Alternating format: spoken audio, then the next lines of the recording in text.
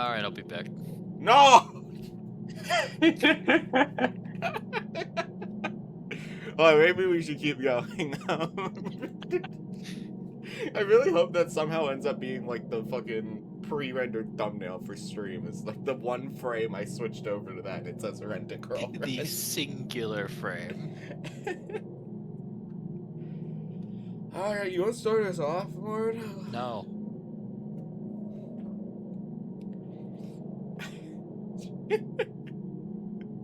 Fuck you. Oh, I haven't launched Fish yet. That's my bad. Hold on. You made this bed months ago. You still have to lie in it. I'm opening up LurkPay right now and I'll refund your cash. I mean, if you were smart, you could start with the suggested one. But I guess that's not, you know, the thing I you feel do. like starting on the one that we're supposed to start on is fair, and then we follow the... Yeah, well then get to reading, it's big like, boy. I like mixing them. So it's like we get one of the actual ones. Then, like, if we get a suggested one, we do that. And then we do another another, like... You know, I'm not one, asking you to then another justify this, suggestion. Helix. It sounds a whole lot like you not wanting to read the long article. Despite that being tradition. So are you done complaining? Why'd you say egg, Rich? Egg.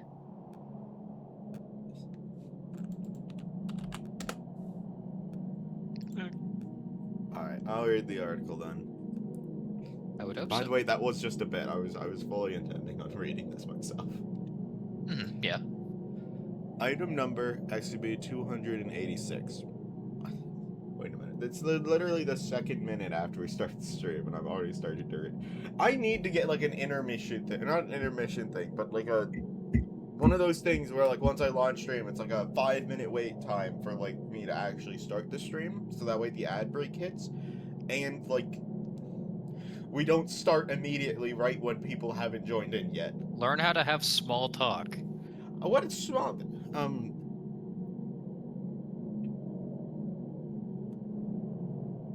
Yeah? I'm desperately trying to think of a topic of conversation, but all that's coming to mind is like Roblox, Deadly Delivery, Raft achievements. Well, shit, that was fast. Hi, Team Opera. Raft achievements. I mean, I guess. Yeah, no, perhaps small talk isn't the right word, but there are things that can be said for like 5 minutes. That's true, but at the same time, I also stream every day. Yeah. I gotta run out of like a small, like nothing has happened between today and yesterday, or hell, the day before it. It's just so little that I can really yap about. Sounds like a personal problem. But currently, we are Talk about your animals. Like, it's been a minute. We still need like 2 more minutes before the first ad break hits, and we're struggling. I mean, talk about your animals. Pedro's asleep in like 20 hours a day. What do I talk about? Then pick him up and wobble him. You know, you do tend to, you know, fine, let me go interrupt whatever it is you're doing to talk about how cute your cats are. Doesn't matter what they're doing. To be fair, I do really like my cats. They're like adorable. Yeah. Perhaps the same could be said of all companions.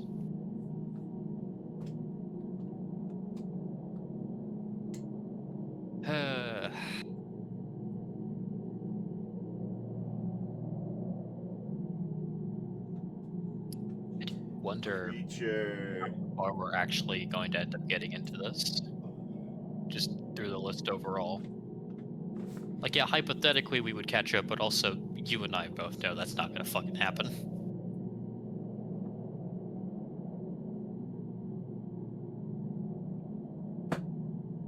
What the hell is Meisho Dodo? What? We should Meisho Dodo? What is that? Blame yourself.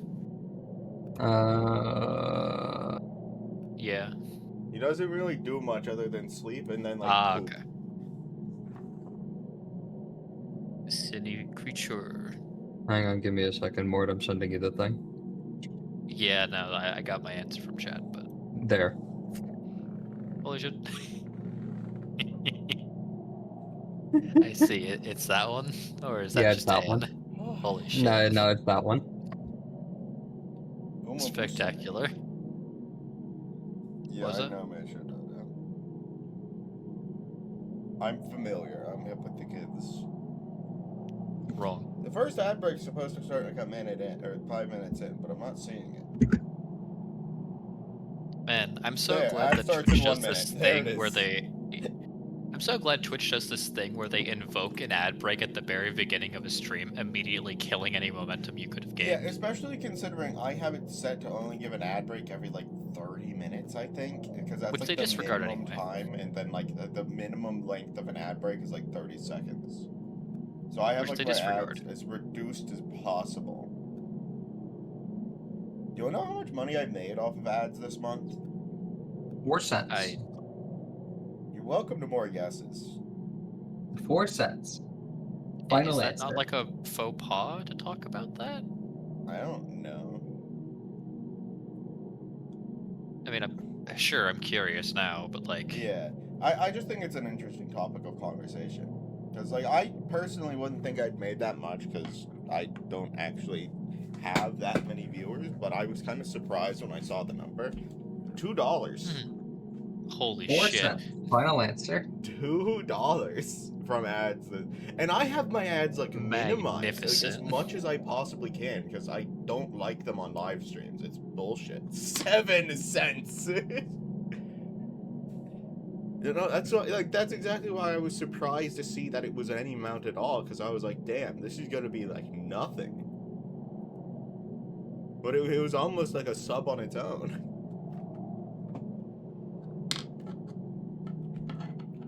I shudder to think of how much money higher tier streamers are making off of that.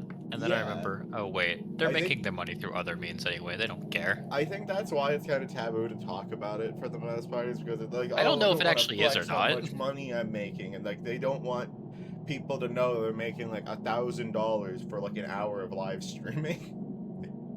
Well, I mean, it would be pretty fucking obvious considering how many weird people donate to them. Yeah. Alright, ad break is hitting, and then we'll be good to read. I don't know. I think it's more important to get that 5 minutes in on these streams. Any other one, it's kind of like but yeah, these streams, I don't want people to join in and that I'm already halfway through the first These are article. very audio based, which Twitch doesn't have something for. It only has like the little visual thing. Yeah. Remember when Charlie Moist Critical Area showed his YouTube earnings? I do not remember. I haven't watched Charlie. That doesn't surprise me. That sounds like something he would do. Years, actually. Wasn't that in response to a lot of people's fucking earnings getting leaked, and people were for some reason really pissed about that, despite them knowing that entertainment media is paid really well? Yeah. I've never of understood fucking that. course these people are well off. They're being given sponsors. Yeah, another thing I think people don't like about it is like, oh, you don't want people to know that you're making a lot of money off of YouTube, like, ad breaks or anything, because then nobody's gonna donate you money because they don't think you're literally living off of their $5 donation. Yeah, that $5 donation isn't putting food on your table. Like, yeah, that's more of a thing for like, but either still fringe cases or smaller channels. But like, personally think that's a crazy thing to think for the most part, unless like a YouTuber is outwardly coming out and being like, hey, I really need money. I need you guys to support now. Like, my mom is in the hospital. Something like that. Then, like, that's fine. Like, yeah. Like, that's the situation where you desperately need money. But I don't understand somebody's mindset of, like, parasocial. Oh, I need to help my streamer keep their stream going by giving $5. I think that was at the height of when people were really starting to recognize parasocial being extremely fucking toxic for some people. Yeah, fuck, I gotta find my and YouTube stream. them misdiagnosing that as being, you know, the content creator's fault when you could probably figure it out how much money they're making. Oh, cool. YouTube just didn't actually update my my information on there, so it's just Fantastic. the wrong title on YouTube. Well, turn it off. Start again. I'm not gonna turn it off and start it again, but I did reset it, which hopefully means it fixes. Yeah, it did. Okay. All right. All right. Now to actually read SCP. Yep, all yours. All right. Item number SCP-286. Object class Euclid. Special containment procedures. SCP-286 is to be kept in a secure containment cell at Site 19 that allows an open, secure perimeter of at least 50-meter radius around SCP-286. Only D-Class personnel are permitted to have direct physical contact with SCP-286, and only as part of an approved experiment. Update. Experiments with SCP-286 are hereby suspended until further notice. See Technical Note TN 286-5505 redacted. Yeah, I won't forget about yours.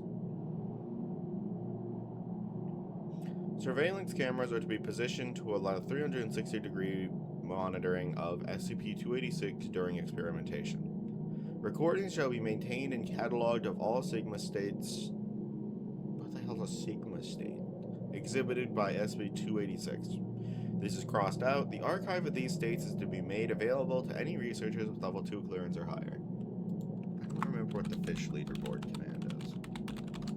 Is it that? Yeah, there it is. It's no space.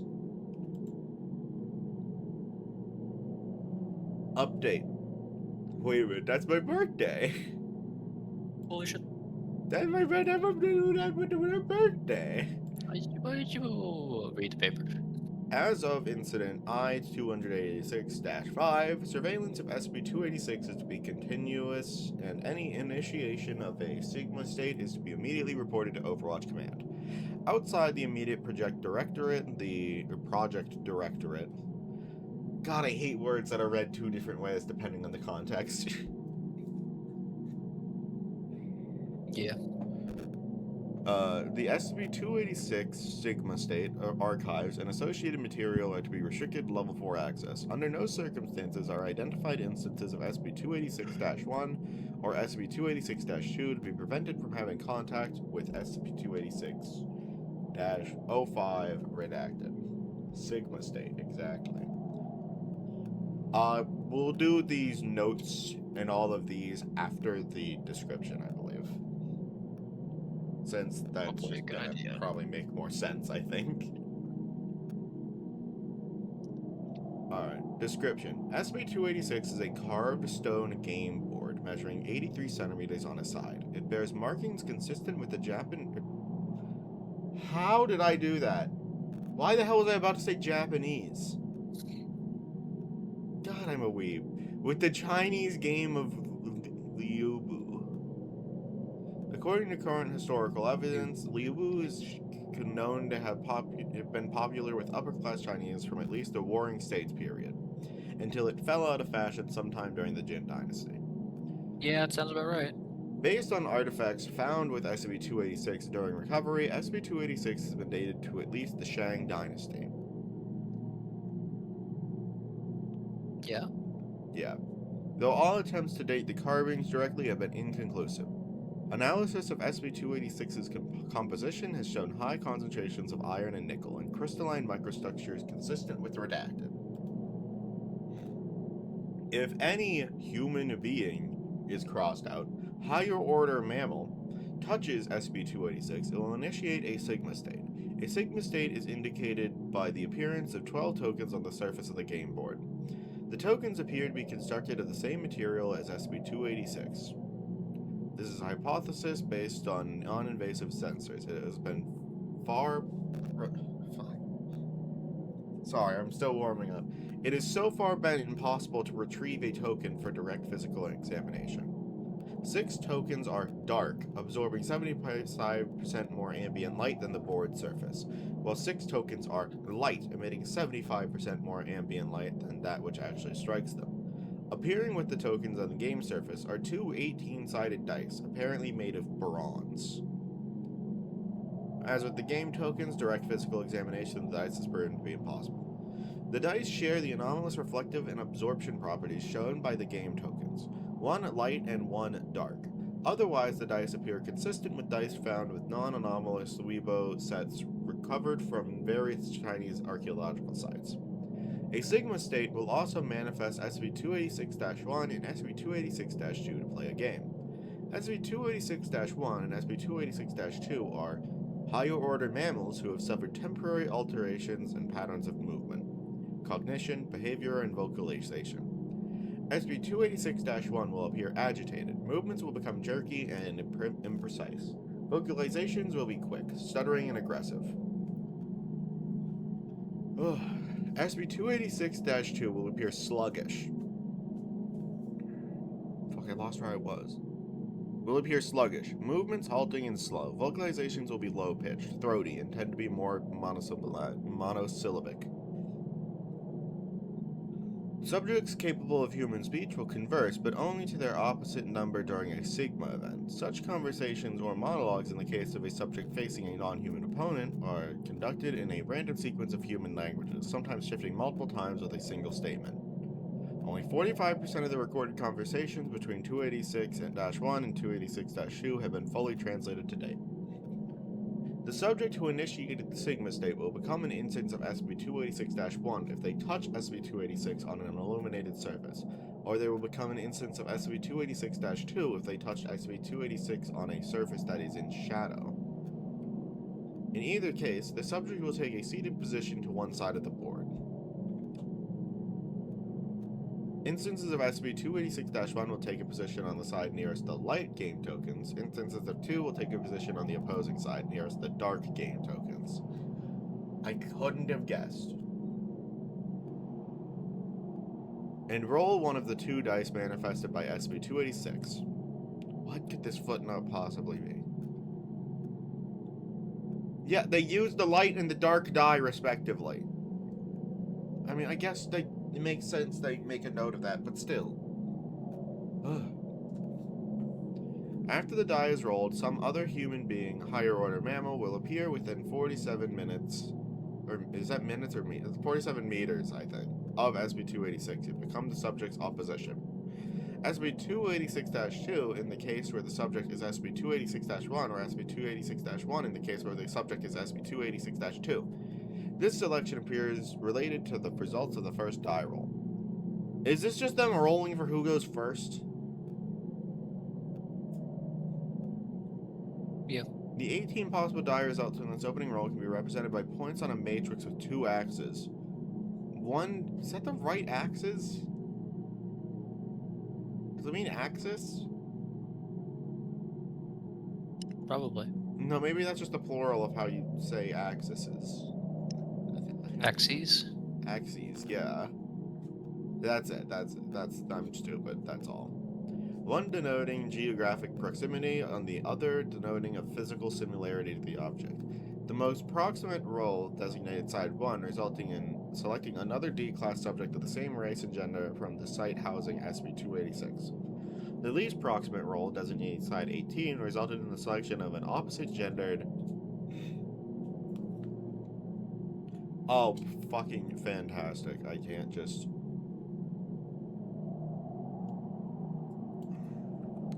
That. Koala. Wow. I couldn't put that as a footnote. God damn it, where was I here? Koala from its native habitat in northeastern Australia. After appearing, the subject's opposition will take a seated position facing the subject and will commence playing the first move. Gameplay then consists of SCP-286-1 and SCP-286-2 alternatively rolling dice and moving pieces on the board in complex patterns. A game is won when the center square contains all of one side's tokens and only that side's tokens. I'm getting real tired of reading this article, I'll be real. This is so boring. We've been describing chess this entire fucking time. The actual rules for the historical game of Liu Bu are unknown, and gameplay during Sigma events show no clear correspondence with any hypothesized reconstructions of the original rules for Liu Bu. A mathematical analysis of recorded games by Dr. Whatever has proved that there can be no consistent n-dimensional rule set covering all the recorded games for any value of n less than... What the fuck does that even mean? A winning move concludes a sigma state. During a sigma state, SCP-286-1 and -2 will show no reaction to any external stimuli that does not physically interfere with -1. What? Oh, okay, no. That does not interfere with -1 and -2's interaction with the game. I got, like, very confused there because it's just like, God, why not just exclude that? Why not just exclude these entire words and just say interfere with their reaction to the game? Or just interaction to the game? Why did we need to specify that those are the only two who can play the game? Is -1 and -2. That is their designation. No one else is playing the game. There's no need to keep saying -1 and -2 are playing the game. It's fucking... If something disrupts an ongoing game, such as by touching -1 or -2 or by moving a die or game token. So they do specify for a reason. Then either -1 or -2 will stand and vocalize a statement that most commonly translate as forfeit, less commonly as draw. This event will also conclude a sigma state. They just give up if you fuck with the dice. I've had enough. So what do you mean it is relevant? It still wasn't. If you take out this entire thing, anyone reading this still knows exactly who the fuck we're talking about. Like, with 100% certainty. It doesn't immediately become anonymous.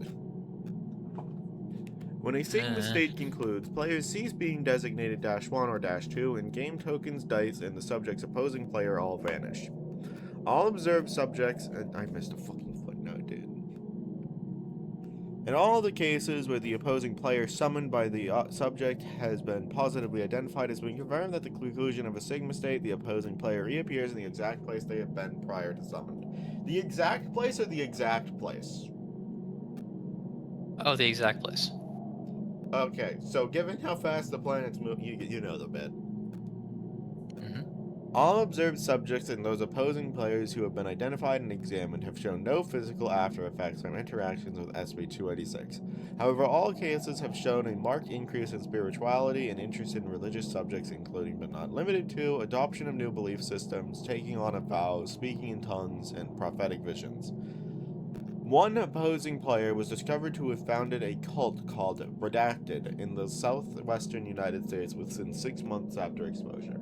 For the winning player, this new spirituality will tend to take an optimistic, messianic character. For the losing player, attitudes will tend toward the apocalyptic. That's funny. What do you mean Darkbait thinks you're someone else?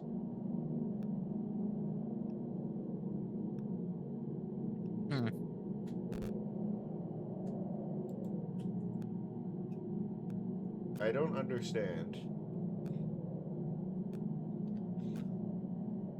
Fuck, this has been a slog so far. We still got like 5 mini articles to go.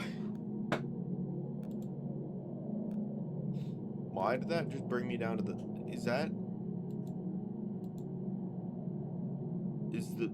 Oh, there it is. It's just at the very top. Hate how it brings me to the here. And then this is just... Okay, it's only 3. Only 3.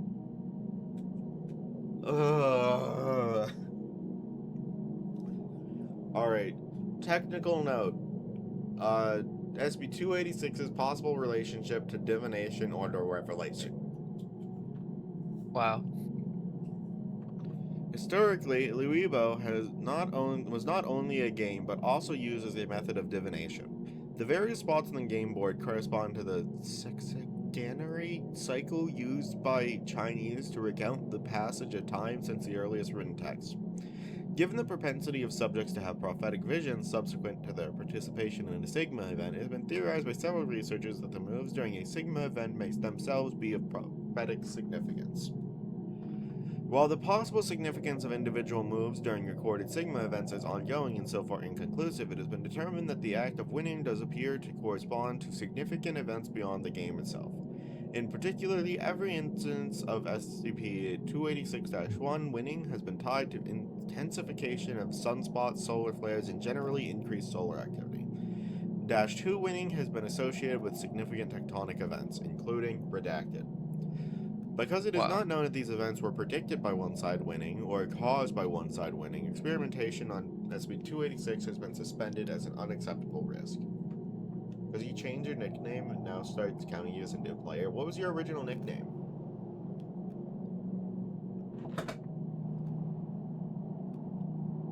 Don't tell me you're like Wii Fit and hiding.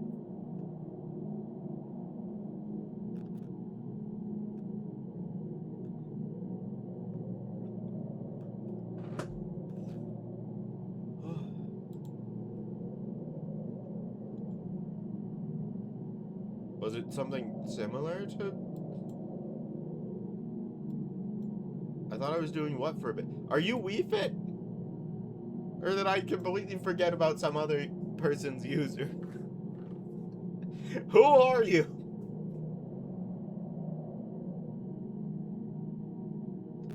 You are? Huh.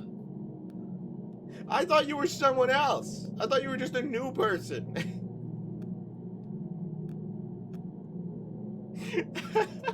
Wow. Wait, so that means on Lurkbait you're no longer top place because you changed? Does that mean if someone changes into your nickname, you get to usurp the throne? Are you really trying to take all 3 top spots on fucking Lurkbait? Because WeFit's already top and second place. Ridge is 3rd. Felix, I don't really know why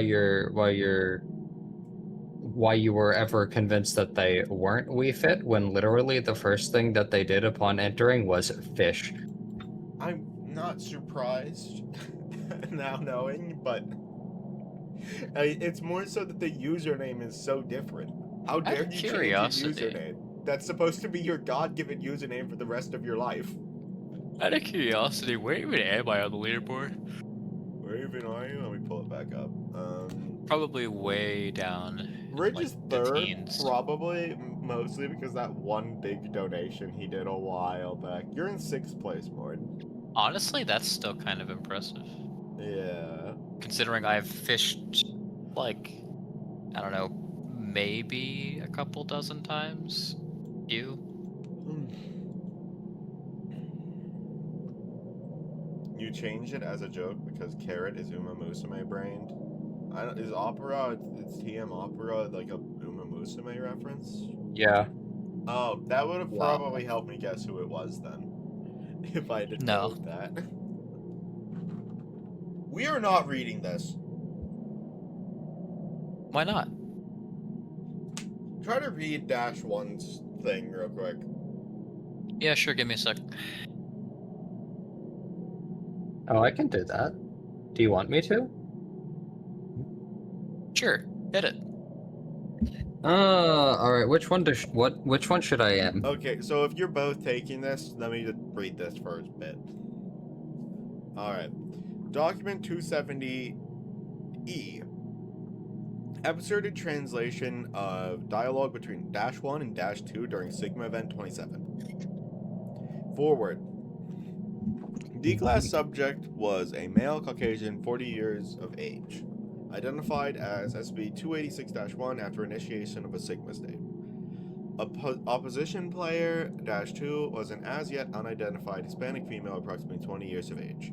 The Sigma state lasted for 68 minutes, at which time -1 achieved the winning move. During the Sigma event, the players conversed in 25 known languages and approximately 15 unknown languages. 30% of their dialogue was undecipherable or in an indeterminate language, marking this episode the most completely translated yet recorded. Begin transcript. Alright, which one do you want to be? You'll be 1, I'll be 2. Alright. You move, rotate slowly, imprecisely as Hoishimai Matter Earth Universe. Have possess, patience, our brother, and still quiet silence. Mind thoughts, brain. Distress, discomfort, pleasure, untranslatable to you. Why would I absolve your sins, perversions, abominations? You disgust me, rat. Matter, Earth, universe disgusts me. You rat in that meat skin. This amuses me. Rat. Move, process sequence. Every time, moment, eternity, my rat, closer. I must, will, shall illuminate, enlighten this rat. Move, process sequence. You are too comfortable, undisturbed, enslaved, bound, chained within rat, meat, doll, puppet. Do you, rat, love, arousal, rat, Move, process sequence, or forfeit. rat. Jine. Rat. Exiled, banished. Me too. Matter, Earth, universe. No, understand. Me more than you. JoJo's Bizarre Adventure Part 7 will know, understand me, and be consumed, engulfed, destroyed by knowledge, understanding. But brother, I am so much closer. Brother. Brother! I need to turn my heater off real quick. See, that one's so bad. I did like that for a while. It just shifted into brat. Yeah. That was probably the low point. The only mistake I really made was reading unintelligible the once, but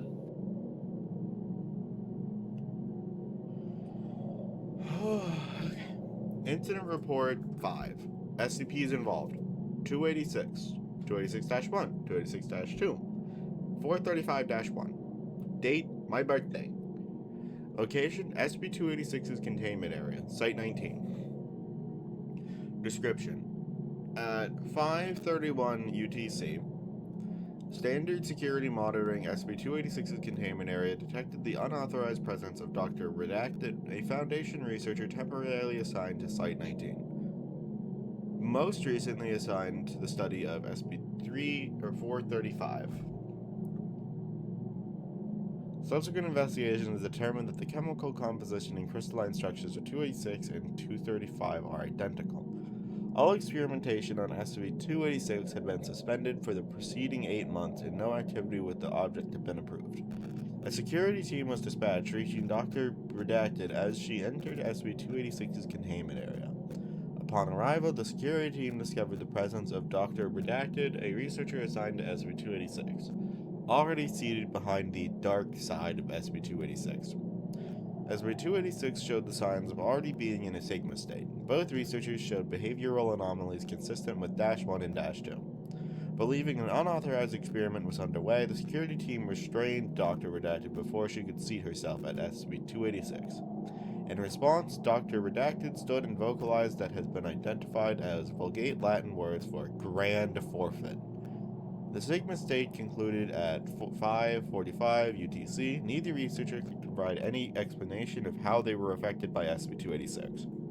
Dr. Redacted's last recollection was having a cup of coffee at a staff commissary on the other side of Site 19 complex from SCP-286, while Dr. Redacted reported that he had been reading emails in his office when he blacked out. Simultaneously, with the cessation of 286's Sigma state, there was a sudden emergency in Redacted when SCP-435-1 unexpectedly entered an active state, moving erratically and Redacted impacting the ocean basin at Redacted, causing it Redacted. Contingency 435-XK Alpha had been initiated but was cancelled when SCP-435-1 came to rest 3 minutes later. Note: SCP-286 classification is hereby upgraded to Euclid. Fuck, I wasn't a huge fan of this one. It's chest that causes solar flares sometimes. wow. And it wasn't that good. Alright, so we've up next got 4 different viewer-suggested articles, 3 of which coming from Ridge, but they're all short. I think we just blast through them all in one go here. Read Wefits first. Yeah, we'll start with Wefits. Yeah. Just make make sure we get that Man, that squared was away. far back, huh? 4633.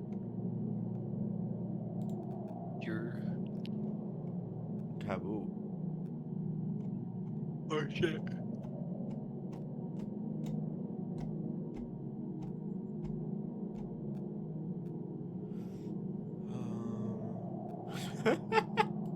Eh. Yog, paper, sock, sock. Rock, paper, Yog-Sothoth. I guess I'll take this one too, since a lot of it's gonna be two people reading. You're... Alright, that's pretty good. I like the I recovered like the image, documentation. yeah. It's too late, Refit. I'm already reading yours. Also, hello, Iron Man. Welcome. Isn't it weird for you that some newcomer calls Vigil as Carrot and says how your friends sound very similar? Not really. Honestly, that's just... If I were to stop and think, like, oh, how did you know he was called Carrot? Yeah, critical thought isn't exactly something he's capable of when No, reading articles. I don't put much time and emphasis on actually paying attention to That's what I said. who's around. Like, if I were to try to remember who exactly every single, like, not every YouTube, every single person who comes in the chat, either, like, I immediately remember it, or it's like oh, hey, that's a person who's been here before. I don't know what they could possibly know from previous streams. There's no way I can possibly remember every stream. I've done, like, 100 this year. Cope. Anyway, read the paper. Yeah. Item number SB 4633. Anomaly class Keter. Special containment procedures. Persons transformed by SV 4633 are to undergo corrective surgery when possible. If not, they are to be housed in a low-security containment facility until a suitable solution is found. Recordings of SB 4633 are to be removed from public sources via standard data censoring protocols, if feasible, or otherwise debunked as the result of computer-generated imagery. Witnesses to SB 4633 are to be amnesticized. Description: SCP 4633 is an alteration to games of rock, paper, scissors, in which players can use additional anomalous gestures. The specific gestures added seem to vary between groups of players, though this has proven difficult to track due to the nature of the changes. Ad break. Kill. Thank you, Rich.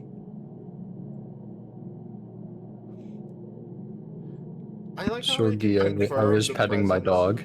I can confirm the presence of at least 3 viewers who are actively on the stream right now, yet the stats I'm seeing show 2.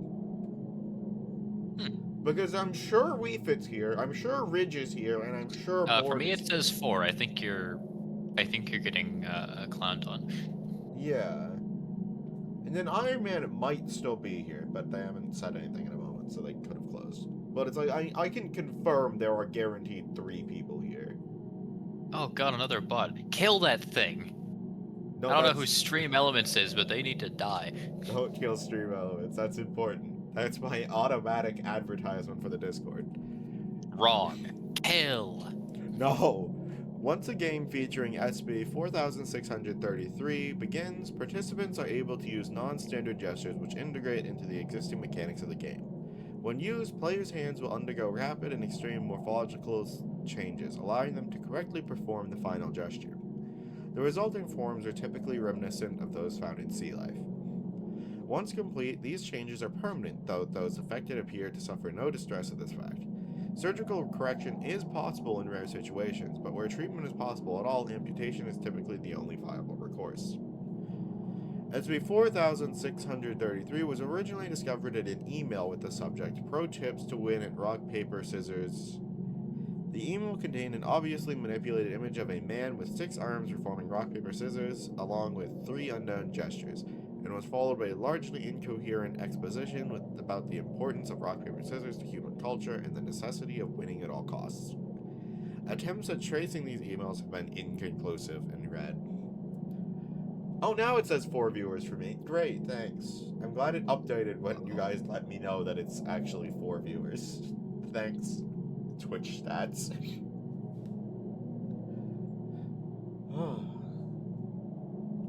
Alright, what is this? That's a different SCP. That's a different SCP. We're not reading that.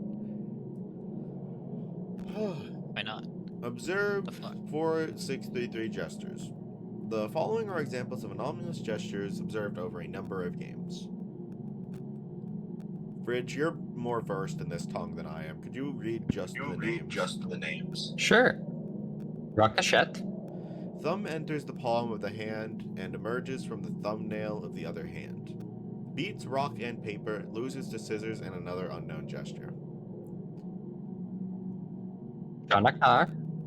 Hand turns inside out. Reverse the usual win-loss pairings of the rest of the game. Ultravok. Over 20 funnel-shaped orifices lined with pointed teeth manifest on hand and forearm. Lost to scissors. Each mouth forcefully ejected lamprey teeth at the opposing player for remainder of game. Opponent ultimately won, but was hospitalized for blood loss. God. Shatek. Hand and forearm split octolaterally into prehensile tentacles connected by skin tissue. Additional digits allowed for a larger variety of gestures to be performed. Opponent was forced to use same gesture to maintain parity. Game lasted 3 hours, during which 37 distinct gestures were performed. Unknown. Each digit transforms into a bioluminescent anglerfish or lure. Movement of lures produced hypnotic effect. Prior to each throw, opponent would say what their intended gesture was. Player was ultimately defeated when their opponent used Illoral Pet. a mass of coral shaped like hand. Player proceeded to beat their opponent unconscious with their new limb. It is unclear if this was part of the game. Unknown. Long spines grow from the back of the hand and arm. Dozens of thin tendrils grow from the underside of the palm. Unknown. Was observed to beat rock. I really like that they are trying to figure out, like, okay, but what beats what? Okay, but is this turn illegal? Yeah, it's just saying that those are as close as we can get to saying them. Incident 1. On March 4th, 2011, footage was recovered of an SCP-4633 event supposedly occurring during the 2010 USA Rock Paper Scissors League Championship. No records exist of this league championship occurring. The last documented championship was in 2009. Below is a transcript of video footage. Note: opening ceremony and player entrances redacted for brevity. All names have been replaced with generic identifiers. Alright. 2 commentators, referee. That's it. Okay, That's we it? need 3 people. Alright, who's who? I can be referee if you need me to read the rules name. I think you need to be referee so you can just read that as is. Yeah, that works. I'll be commentator too then. All right.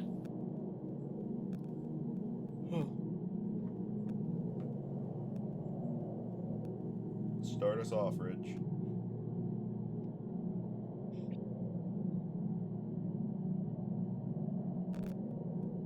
Ridge. God fucking Does damn internet it. die at the worst possible moment? That's inconvenient, isn't it? Alright. I suppose while we wait on him, I'm gonna go grab myself a drink real fast, because I really need something to drink. Spectacular. Fantastic.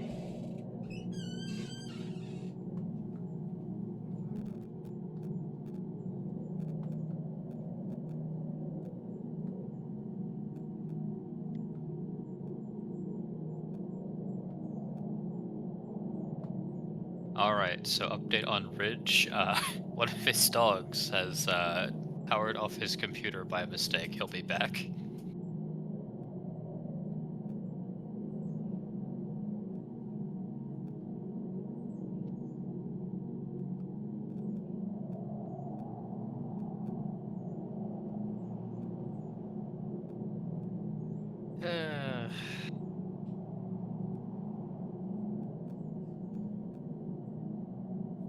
I am quite enjoying this one a lot more than fucking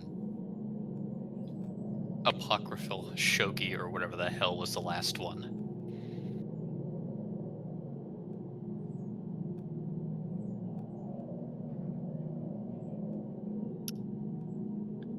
Uh,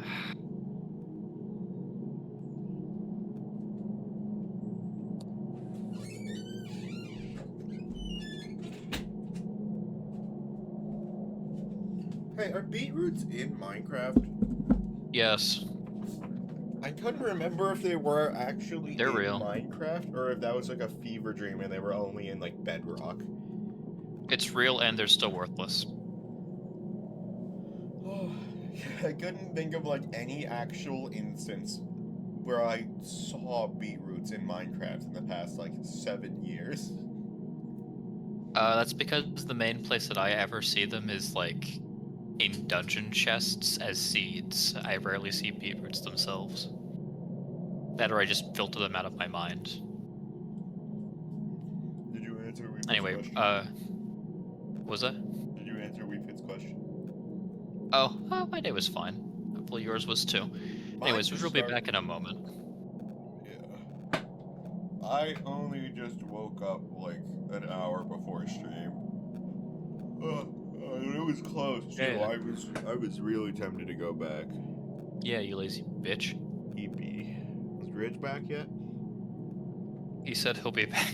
Okay, as I said to the crowd while you were gone, one of his dogs sat on his computer cord. He'll be back. Alright, you know what time it is then. Get away from me. Guess the anime by the first tense. I'd do that if it weren't Yeah. like, genuinely a concern if I'm even allowed to stream that or not. Okay, I'm back from my gray shift. Welcome Hi. back. All right. All right, where were we? Your just referee. I'm commentator 1. He's commentator 2. All right. Let's see here. For this game, foot photography rules are in effect. Okay, here we go. A duel for the ages here, ladies and gentlemen. The moment the world has been waiting for. Did you see that? Player 2 trying to subliminally project scissors there. 3, 2, 1, engage. Let's see if player 1 picked up on it. You're gonna have to read these, Helix. Player 1 performs the paper gesture. Player 2 performs the rock gesture. And he didn't buy it. He's picked up on player 2's tells. Player 2's in big trouble here. Player 2 has relied on his ability to subliminally influence his opponent's choices for most of this tournament. We'll have to see how he adapts in this final battle now he's been called on it. Something interesting to note, player 2 has thrown far more hands than player 1 today, so fatigue might become a factor here. 3, 2, 1, engage. Player 1 and 2 begin the game motions. We'll see how that affects the proceedings here as, oh, it's a tie! Player 1 and 2 both perform the rock gesture. Both players going for the less strenuous option there, rock being the default move. Yeah, you can really see the strain on player 2's face here. He's worried and it shows. I feel like my lines are getting a little bit repetitive. 3, 2, 1, engage. Can player 2 salvage some shred of dignity here, or will this first match go to player 1?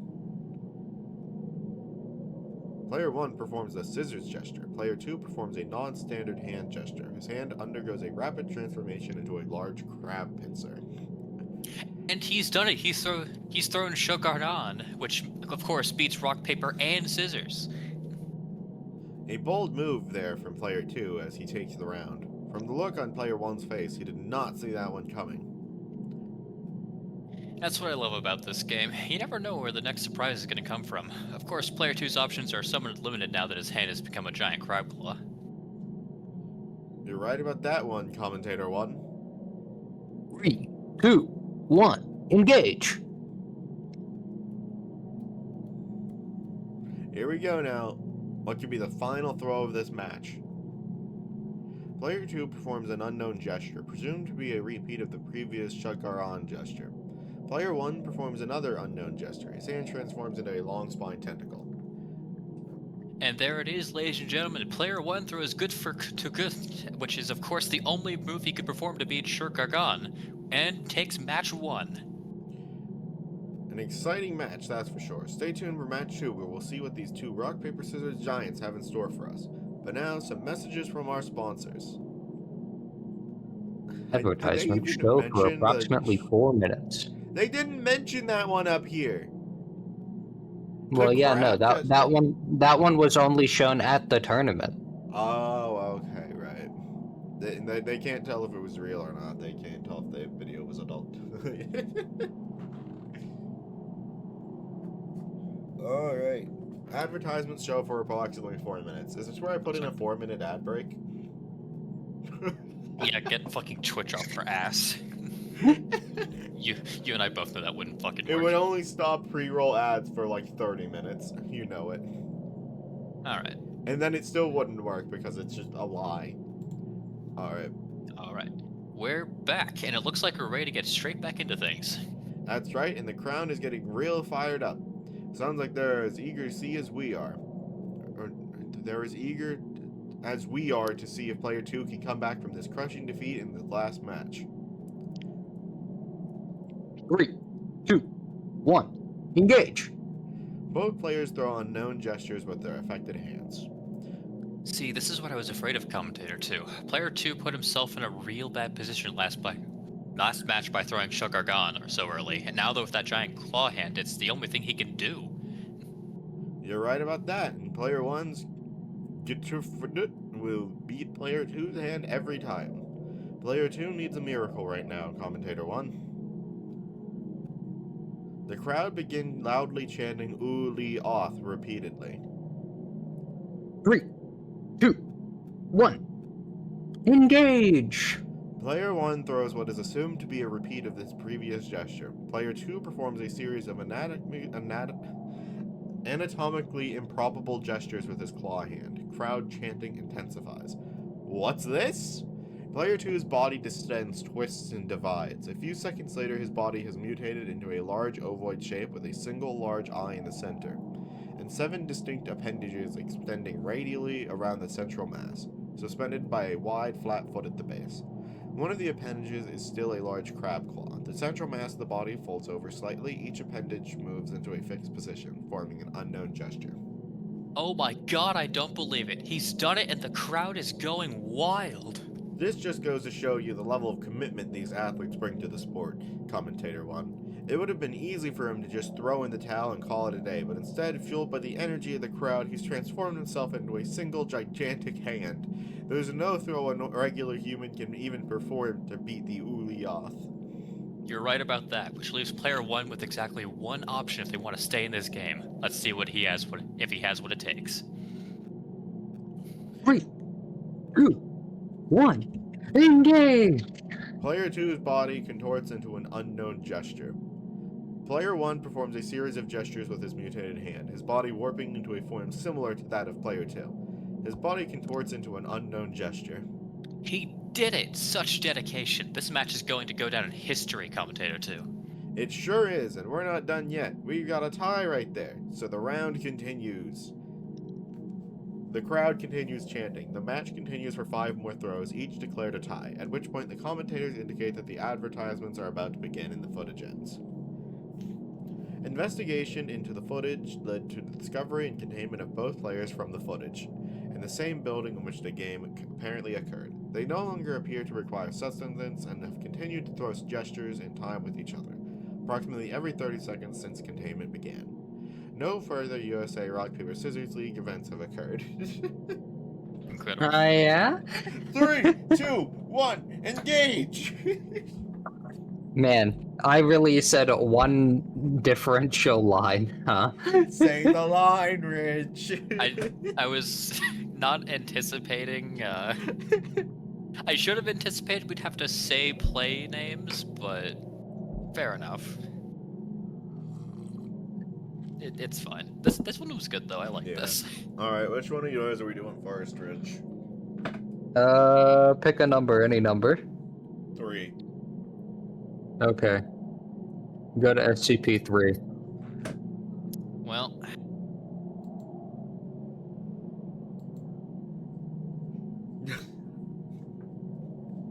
No.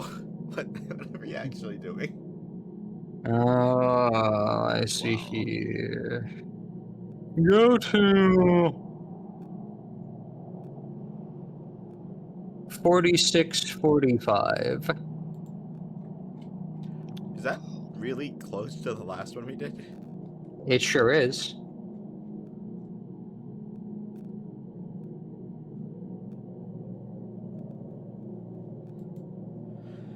Oh my god, that is really close. Like 12 after.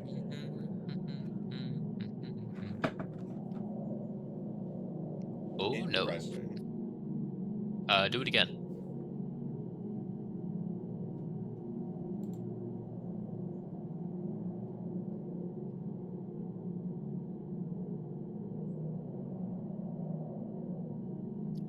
Go back this time.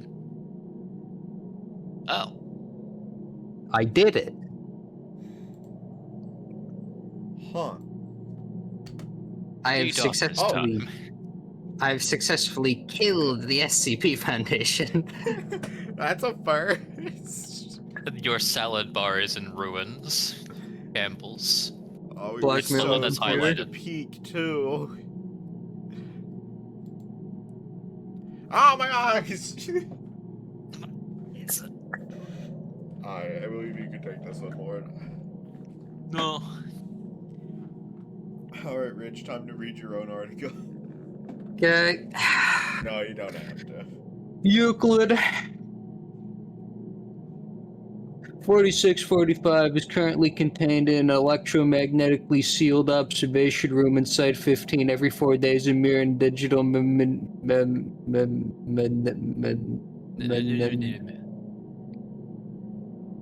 don't know what that word is to be installed into SCP-4645. Okay, can we have Mort 4640. read this instead?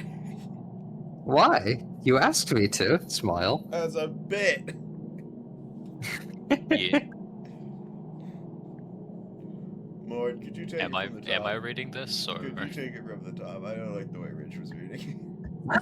Piggy Piggy? Alright, Me, fine. Oh no, me, no, can me. we get him to say 3, 2, 1, engage again, please? One more time for the crowd. 3, those in the 2, 1, engage.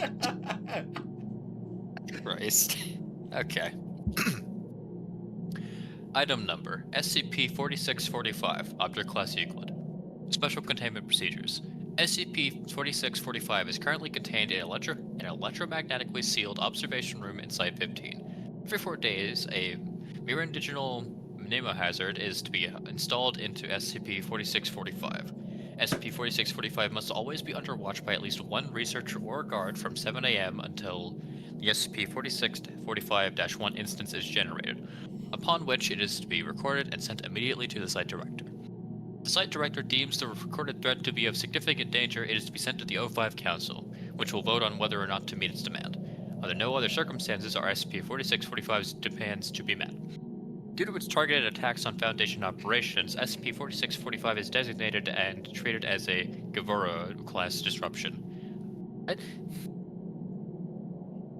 Hey, looks if you would. Oh, sorry.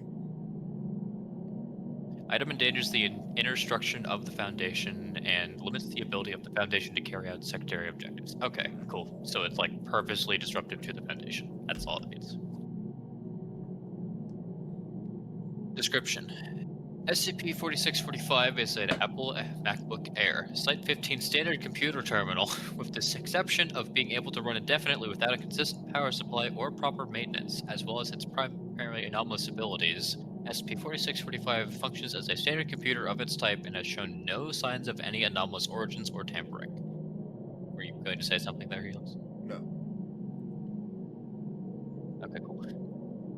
Every day between 7 a.m. and noon, SCP-4645 generates an instance of SCP-4645-1. SCP-4645-1 is a Pages Foundation text editor document. SCP-4645-1 consists of 2 parts, the demand and the threat, and is formatted as follows. all SCP-4645 instances are written in the Foundation text editor default format. To the SCP Foundation, I am demanding that redacted. If my demand is not met, then threat. Good day. I don't know why I read redacted there. My apologies. It's demanded threat, that's all. Due to the first-person phrasing of the SCP-4645 instance, as well as the reactions that are shown to some external stimuli, it is theorized that SCP-4645 is sentient, though there is no definitive proof that any form of sentience in regards to it exists. SCP-4645 has so far made no attempts at communication with personnel, nor has it showed any response to active attempts at communicating with it. SCP-4645's demands are usually actions that would be heavily detrimental to the Foundation, result in extreme loss of life, require inordinate amounts of expense or effort to complete, or cause a major change in the general world order. Examples have included executing members of the O5 Council, see image above, or other valuable Foundation personnel, the release of various SCP objects, placing the Foundation under the command of various groups or persons of interest, the overthrow of various world governments. Additionally, the demand consists of a deadline, always between 5 p.m. to 10 p.m. In contrast, all of SCP-4645's threats have been comically benign in comparison and are never any more than minor annoyances. Examples of threats have included the closing of Site-15 salad bar for an entire day, see image above, all personnel stubbing their toe at least once throughout the day, extremely poor internet connection, various utilities failing. SCP-4645 is also capable of targeting individuals with threats. However, its influence has not been seen to extend beyond Site-15. Of note is that both threats and demands have been repeated in some cases, suggesting that there may be some methodology or goal to SCP-4645's actions. Whether this is the result of SCP-4645's possible sentience or the design of a third party is unknown. It looks if you would. The extremely poor internet. No! That one could theoretically be bad, same with utilities, but also, no. I think it means more like sync won't be running than like like I mean, the fucking doors with plumbing or fail. electric work could be bad, but I doubt it would be like a grid failure. Yeah. SCP-4645 is also capable of wait, no, shit, sorry. If SCP-4645's demands are not met by the established deadline, the text of the SCP-4645 instance changes to simply read "Time's Up." At midnight, the SCP-4645 instance is deleted. Following day, a new SCP-4645-A event is initiated, wherein the threat given by SCP-4645 is always fulfilled either throughout or at some point during the day, depending on the nature of the threat. No attempts at controlling or halting threats have succeeded, and the event cycle has been taking place for as long as the Foundation has been researching SCP-4645. Addendum 4645.1. Following an SCP-4645-A event that reset all Foundation terminals to factory setting, researcher Ferris Yeager entered SCP-4645's containment and proceeded to smash SCP-4645 with a sledgehammer, yelling obscenities and curses as he did so. He looks if you would. Sorry. He looks if you would. I'm trying to work here. Investigation revealed that researcher Yeager had been directly affected by a high proportion of SCP-4645's fulfilled threats and had been working at Site-15 consistently before SCP-4645 had been contained. So he just got fucked over repeatedly by Oh my god, my family photos were on there. Don't fucking save your family photos under government property, you clown. They're already on it anyway. I mean, yeah, but don't add more. Don't add beach photos that are even tangentially related. Anyway. Guards were able to quickly detain him, but not before he had damaged SCP-4645 to the point of irreparability. Following the incident, it was discovered that SCP-4645 was able to transplant itself into the nearest Foundation computer terminal at the time. The computer terminal retained the ability to run without a power supply and was subsequently moved into SCP-4645's initial containment unit. Notably, aside from the changes in the anomalous properties and behavior, no physical changes were found in the infected computer terminal. For 34 days after the incident, SCP-4645 demanded various forms of punishment for researcher Yeager, including his execution, several methods of torture, being contained with a variety of Keter-class anomalies, or imposing similar punishments on members of his family. Jesus. Addendum 4645 45.2. As of 6/18/2018, the danger of SCP-4645's threats has increased slightly, yet noticeably. Currently, this is regarded as a low priority issue. Yeah. Addendum 4645.3. On 8/11/2018, it was discovered that SCP-4645's range of effect had been growing at a rate of approximately 1 meter per day. Additionally, its threat level has increased dramatically. Of note is that its demands have remained fairly consistent in spite of its ever-growing threats. Addendum 4645.4, beginning on 9/4/2018, SCP-4645 has begun to cause actively harmful SCP-4645-A events. Examples of new threats include... He looks if you would. Sorry, good drink. Researcher Melvin Dash being hit by a car, breaking both of his legs and multiple ribs. Influenza outbreak within Site-15. Gas leak explosion, resulting in 9 injuries. 2 personnel ended up suffering permanent damage. Due to the ever-increasing threat level, SCP-4645 has been reclassed to Keter, and research is underway to determine a method to neutralize the object. Addendum 4645.5, Neutralization Attempt. Following is a log of attempts to neutralize SCP-4645 or its effects. Neutralization Attempt 1. Method: relocation of SCP-4645 to a remote location. SCP was placed in a waterproof container to prevent it from being damaged and was lowered to the bottom of the ocean. SCP was left open with a camera-facing monitor to record its behavior. Result: failure. SCP-1 instance was generated, followed by the corresponding SCP-A event. Notably, the SCP-A event still took place at Site-15, suggesting that its effects are centered at Site-15 regardless of its own location. Attempt 2. Method: temporary evacuation of Site-15. All anomalous objects were transported out of Site-15. Result: failure. Subsequent SCP-A effect centered at Site-58, where the majority of Site-15 personnel were located. L. Jesus, that's so fucking annoying. Neutralization Attempt 3. Method: controlled electromagnetic pulse isolated within SCP's containment unit. Result: failure. SCP remained powered during and after the pulse. Neutralization Attempt 4. Method: infection of SCP and its anomalous traits using SCP-560. Result: failure. SCP-560 remained within its storage medium and did not attempt to access SCP. The reason for this is unknown. Addendum 4645.6. The following proposal was submitted to the site director on 11/20/2018 from senior researcher Andrea Marin. With the continuously growing danger of SCP-4645, we have been slowly realizing that it could be impossible for SCP-4645 to be completely neutralized. At this rate, SCP-4645 may be capable of causing a K-class scenario within the next year.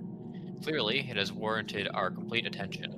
What was once little more than a mild annoyance and something that could easily go unobserved to the point where it would hardly seem to exist, it has now demanded that we focus on it.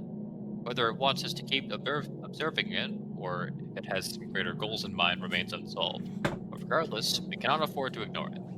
Soon enough, it may be more threatening than we can handle. However, we may have had a breakthrough. Up until now, it's been assumed that SCP-4645 has been capable of doing more powerful things because its power was somehow growing. But there may be another answer. One standing theory is that SCP-4645 is sentient, and there is some kind of intelligence inside it, rather than a randomly generated sequence of threats and demands. It is entirely possible that the reason SCP-4645 has been increasing its threat level is that it's learning, that it's trying to know the exact limit at which we'll meet its demands. Second. That is kind of what I'm like. They haven't met any of its demands yet, and I'm like, what if it just chills out once you would sacrifice like the researcher? What if you just... Feed What it if- to the SCP? What if it stops fucking around once you sacrifice the O5 Council? Maybe it's like. What if you... What if you, you just killed Dr. Yeager? I'm just saying. It would have been really easy. Anyways. It was And probably his family, classified don't for forget. termination. Oh yeah, anyway. well, I mean, sometimes it was him, sometimes it was his family. You know. Like, he was probably put on death row for that anyway. He fucked with an anomaly. It's like a Hey, huge breach of protocol. yeah. No. It's only for D class if they sneeze. Anyways, Continue. if it's learning, like we believe, then destroying its memories would place it back where it began. And even though we can't delete its memories with a conventional computer, like with a conventional computer, its sapience may mean that it is susceptible to mimetic. Sorry, I just like the idea of them fucking injecting it with SCP-3000 juice Just like watching it seep out through of the the computer. It's just through the hope it fucking works. USB port on the side. I'm going to make this fucking MacBook experience ego death. Our team is currently working to develop a digital mnemonizer, form of cognitohazard that targets memories, e.g. foundation amnestics. Cool. One that would cause SCP-4645 to forget everything that it had learned. It would still have an effect, but it would be reduced to its former state of mild annoyance. As long as the mnemonizer was frequently installed, SCP-4645 could never return to being a significant threat.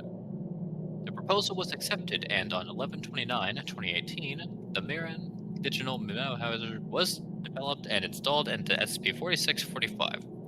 The subsequent SCP-4645 instance read as followed.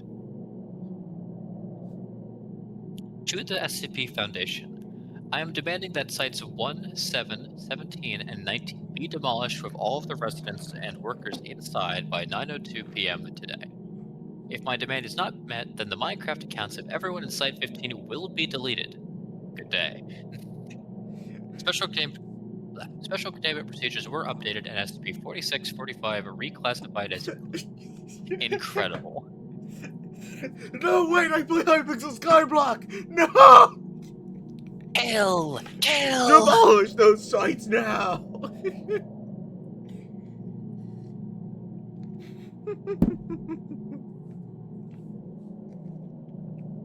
That's funny, I like that. So I do have one question regarding this thing. What's its like obviously it's anyone and anything that's normally in Site 15, but what about someone who is temporarily like stationed at Site 15? Like say assume it's anyone inside Dr. the- Bright was sent there Yeah, I assume for it still one reason or affects them. another. I assume it still affects them, and it's like, oh, if somebody leaves, it's like that new person just takes their place. Like it's centered on Site 15, and the only thing that would change that is if there's a mass shifting of personnel where they're clearly trying to. Yeah, no. I more so mean for like the specific case of okay, there is a well, I say like high priority, but how the fuck else would you describe someone like Bright? Like, I don't know, just like how does it affect more transient members of Site 15? Also, sorry, Rich, didn't mean to cut you off.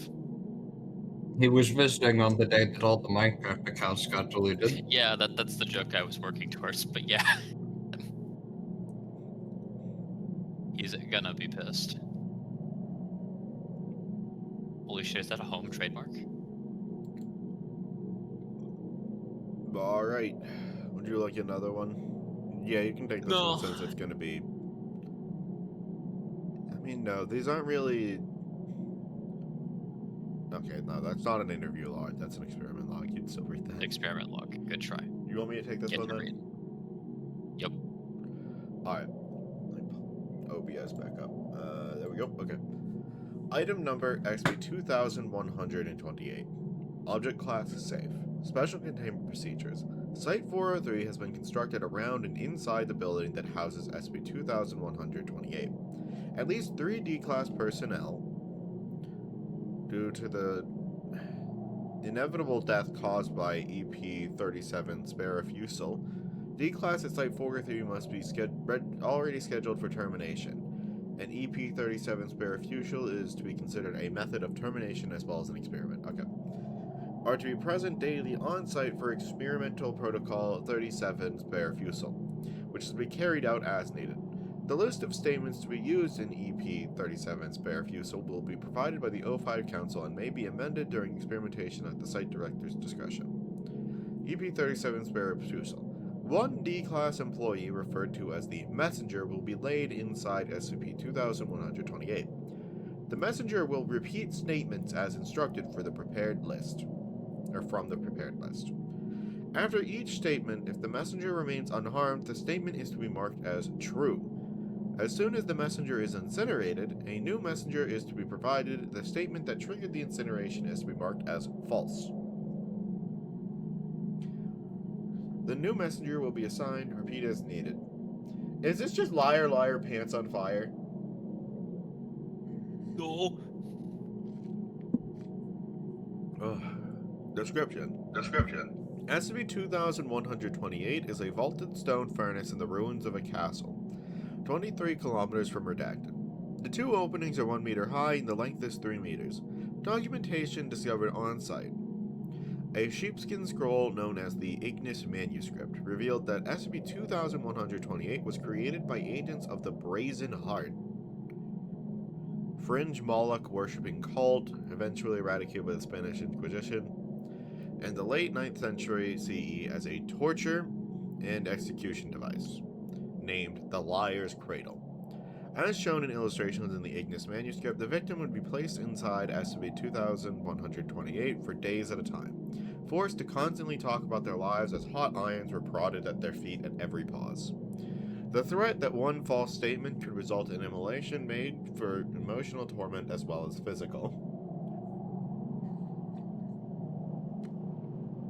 Upon discovery, SCP-2128's two openings were covered in brick and mortar. The Ignis Manuscript indicates that SCP-2128 was walled up in 1021 CE, and its use was discontinued. This was due to a flaw in the method of lie detection. SCP-2128 considers all factually untrue statements to be lies, regardless of the subject's intention or prior knowledge. Oh, so it just knows if it's not true. Okay, so The it's not a. universal truth. Oh no. It's not a. Oh, I'm lying on purpose. It's. Oh, I happened to say something that will someday become discovered to be untrue. Gotcha. Oh, wait a minute. What my superior told me that I was sent here to discover the secrets of the world was actually just a lie, and they didn't. I didn't know, but This I was actually just sent their here way for of this. laying me off. Yeah, I was sent here for Damn it. termination. Description: SCP-2128 is a. Oh fuck! That's oops. Good try. Yeah. When a human subject fully enters SCP-2128 and makes a true statement, nothing will happen. If the spoken statement should be a lie, the human subject will be completely incinerated by unknown means. I like this part, it's really funny. You've run back a couple of sentences. Did I? Yeah. I did this. Regardless of the subject's intention or prior knowledge, go down a couple. Down a couple more. More. Further. God SCP-1. damn, okay, you're right. Yeah. What the fuck What happened to happened you? to me, Holy man? shit. That's never happened that bad before. I genuinely read this and didn't feel like I'd ever actually written it before, or wrote it. Read it. I'm struggling, okay. You some toast. Alright. SCP-2128 has displayed knowledge on a true-false basis of highly classified and previous unknown information. While the true scope of SCP-2128's knowledge and reliability thereof is unknown, proactive usage of EP-37 spare refusal has prevented XK-class end-of-the-world scenarios on 4 separate occasions. Experiment log. EP-37 spare refusal, 22 Keter checkup. Log. Messenger, D62. The human race is in danger of extinction right now. True. The danger comes from an item in Foundation custody. True. The dangerous item in question is located in North America. False. Incinerated. The dangerous item in question is located at a site in Europe. False. Incinerated. Redacted for brevity. They kept throwing them in until they could narrow down where it was. I was gonna say, I like that they go in sequence. It started with 6238, then 6239, then 6240, and then after the redacted for brevity, yeah, we're up to 53.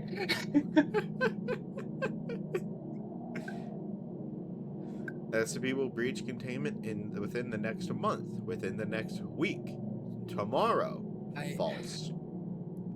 Okay, so I feel like this one, as much as I do like the concept of it, also feeds into that stereotype of they have so many D-class that they can just throw into this fucking thing. To That's, just Didn't you like get- burn through and figure out which SCP. I mean, to be fair, 40 D class to stop a containment breach, or at least know Listen, where it's gonna yeah. happen.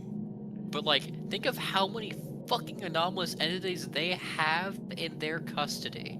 Yeah. And they're just going through the list. They're They're not asking going through the multiple questions list. per.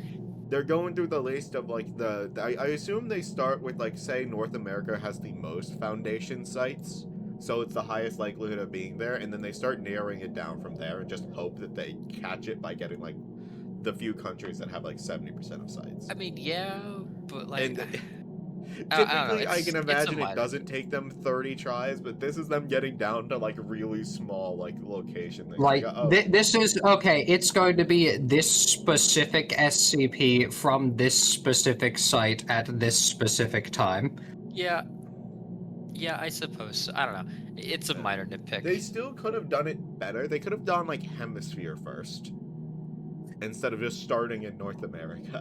I think it's more so just the notion of they're using it specifically for this. But then again, they mentioned that they were already going to terminate this D class. I just like, instead of doing North America and Europe, they could have done like, is it in the North Hemisphere or like the is it North Hemisphere and then South Hemisphere, or is it? I forget how this works. They could have quartered up the planet, is what I'm trying to say, and then narrow it down from there, rather than just start in North America and Europe. Alright, anyway, continuing. SCP Redacted will breach containment today. True. Scramble Today. order given to MTF News 7. Site redacted secured. Containment breach averted. SK class dominance shift averted. wow. Wow. I ain't reading all that. Yeah, I'm not gonna read it all either. I'm trying to. I think it's a dominance shift, so that means it's like it's a thing that could have taken over the Earth basically and usurped humans. So that's pretty Sorry, important. I saw the term eudaimon and I'm like, yeah, no, that's I'm not gonna bother No. looking at that anymore. Knowledge measure log. Messenger D class 7784. SB 2128 knows everything. False. Incinerated. The liar's cradle knows everything. True. The liar's cradle will tell us everything. False. The liar's cradle will tell me everything I need to know. True. The liar's cradle will tell the Foundation everything they need to know. False. D-class incinerated. D-class supply depleted. Procedure concluded for the day. Damn, that was fast. Damn me. Oh, the Sunday school song. Messenger D7891. Jesus loves the little children. All the children of the world. Data expunged. Incredible. Is it true or false? Who knows? It would be. Oh, yeah, the next one's He Pinocchio didn't get Paradox. incinerated after, so. Well, no, everything after that point is expunged, so it could have been. Who knows? The Pinocchio paradox. Because remember, data expunged is just we're not writing all that, as opposed to I'm crossing out a date. Messenger D82. Telling the liar's cradle a paradox is dangerous to the foundational personnel. False. Incinerated. The Liar's Cradle is going to kill me right now. False. D82 partially incinerated at a lower temperature, resulting in permanent disfigurement. New messenger, D82. The Liar's Cradle is going to burn me right now. False. 10 seconds pass without incineration.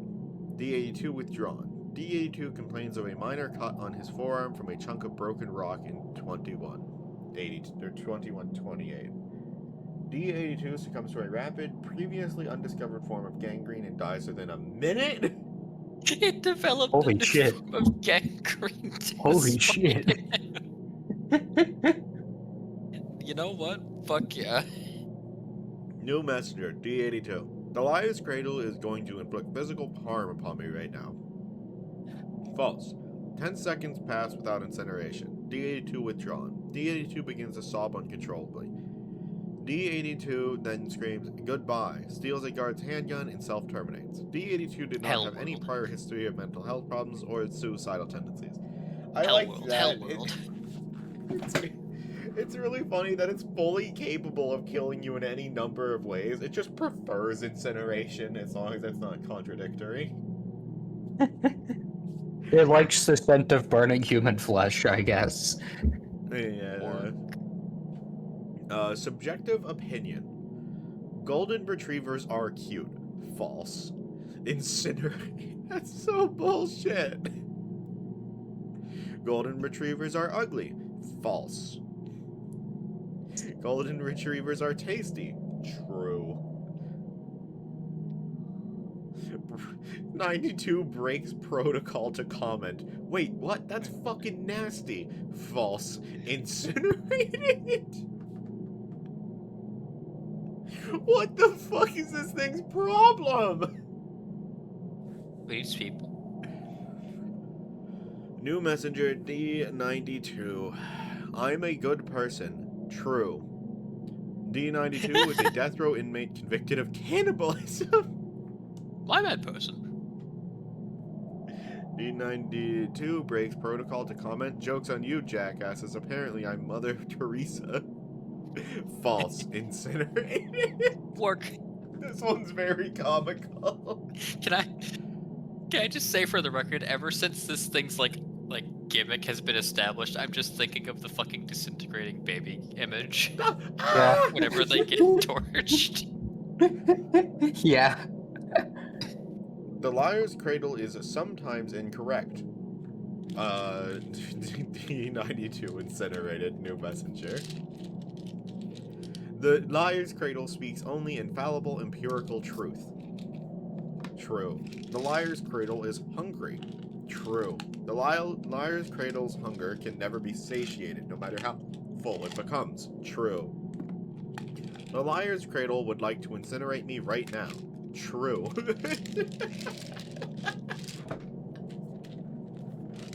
I really like this one. The Liar's Cradle is growing impatient. True. The Liar's Cradle sees delicious warm meat on its plate and would very much like to be fed. True. The Liar's Cradle is angry that it is continually denied its meat. True. People meat is delicious. True. I am delicious. True. My skin is warm. True. The crackling of fire upon boiling drips of fat and rapidly cauterizing flesh gives the Liar's Cradle pleasure. True. D92 withdrawn. New messenger. D92. The earth is round. False. D92 is incinerated in a particularly slow, violent fashion. The site director believes this to have been caused in part by the fact that Earth could be vaguely interpreted as dirt, but mostly because 2128 does not appreciate taunts. Well, I fucking had it with you. It didn't like being teased, so it did this one slowly. Oh, I got a fix for that. Show you to play with me. Vasafi Shakti, jackass. Okay, so it is now in fact confirmed that yes, this thing does take pleasure in setting people on fire. Well, yeah. It's hunky. Alright. I could take another one, so that way, once we get back to actual readings, Sergeant take over? Oh, yeah. Alright. Item number SB-1440. Object class Keter. Special containment procedures. SB-1440 is currently uncontained and its location is unknown since its last containment breach. Due to the nature of SB-1440, the Foundation may not have the means to contain it without risking an unacceptable loss of resources and personnel, until suitable containment procedures can be found. Focus should be given to the location and surveillance of SB-1440 and to minimize civilian exposure to it through the identification of its travel pattern. Description: SB-1440 is a man of unknown ethnicity and age. When questioned about its name, place, or time of birth, SB-1440 will refuse to answer, although it is unclear if this is due to the subject being unwilling to share this information or not possessing it. Though the subject's appearance is that of an octogenarian, it has not shown any signs of aging in the 50 years since coming into the Foundation's attention.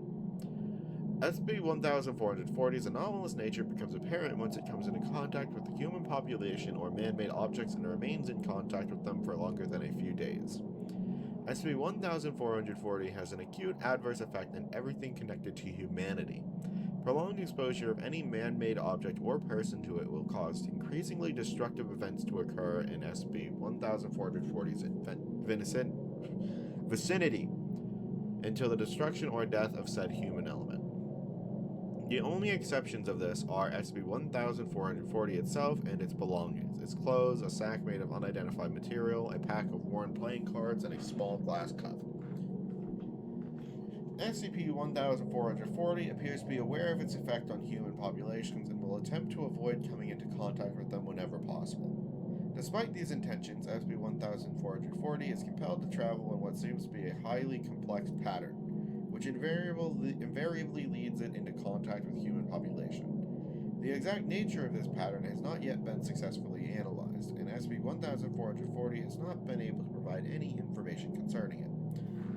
The subject is not actively hostile and will not resist attempts to contain it, though all such attempts have failed and led to considerable loss of personnel and resources due to the aforementioned anomalous properties.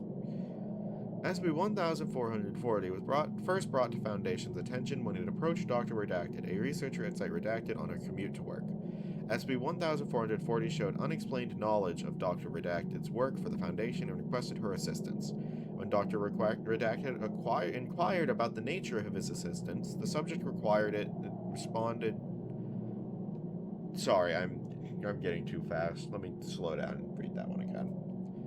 When Dr. Redacted inquired about the nature of this assistance the subject it responded that it hoped the Foundation would be able to destroy him. SB-1440 was brought to Site Redacted for questioning, which led to the destruction of the site.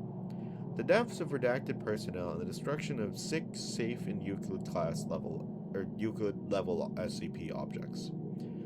All of their attempts at containing SB-1440 have resulted in similar occurrences.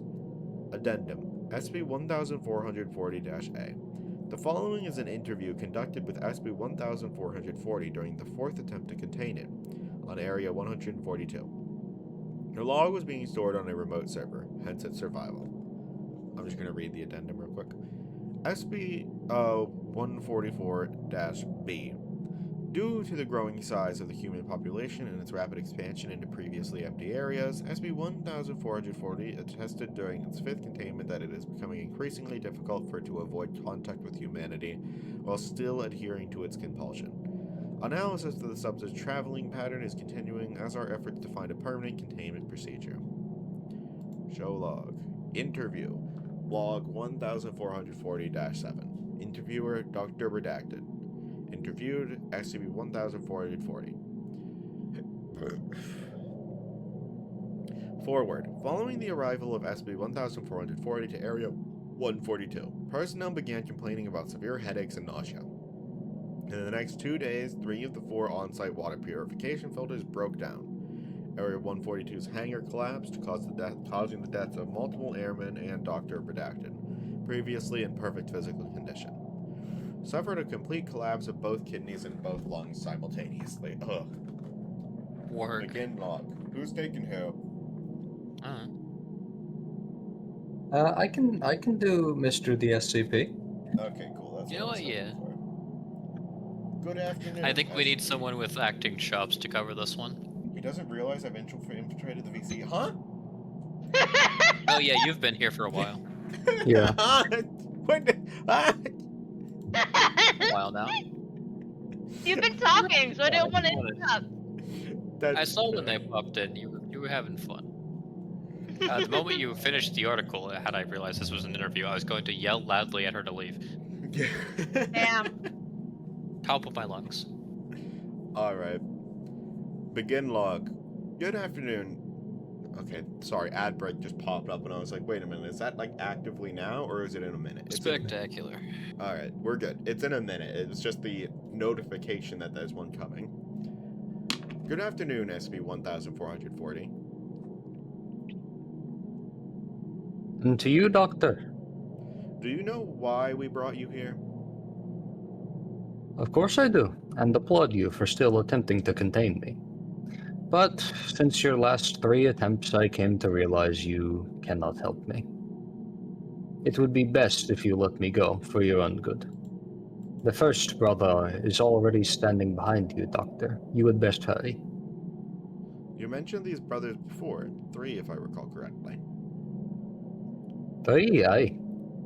Different, but one and the same. All cruel, all vengeful, all capable of holding a grudge for a long time. They are the cause of my misfortune, and therefore the cause of yours. Subject appears The to second notice... brother joins the first. Time is running short. Release me, or I cannot vouch for your safety. It might already be too late. Sorry, I was gonna... Subject appears to notice something behind Dr. Redacted. Their video and audio feed reveal nothing unusual. I'm afraid I can't do that. Besides, you mentioned 3 brothers. If the third isn't here yet, we must have some time left. Nay, the third never appears. In that he is crueler than both his brothers, for he knows his appearance is the only thing that will set me free. I have spent time untold searching for him, trying to return his prize and those I won from his brothers, but to no avail. Subject looks behind Dr. Redacted again. Sighs. The second has his hands on your shoulders. It is too late now. Doom is never far behind the second. Before you perish, my poor child, allow me to give you a word of advice. Go ahead. Should you choose to challenge death to a game of cards for your life, there is one thing you must never do. And what is that? Win. End log. Closing statement. At that moment, the on-site nuclear device stored in Area 142 detonated, despite multiple failsafes. Area 142 was destroyed and all on-site personnel were killed. SCP-1440 was spotted more than 3,000 kilometers away from Area 142's location in a week following its destruction, suffering no apparent harm.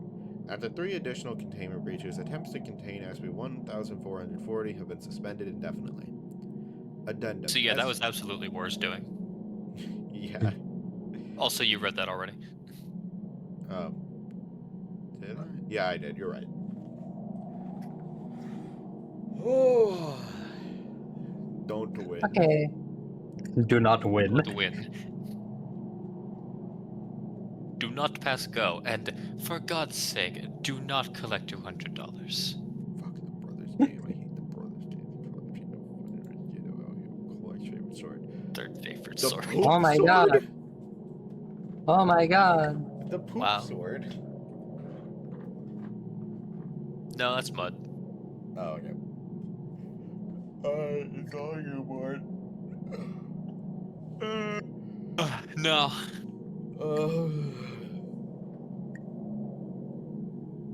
Alright, your turn.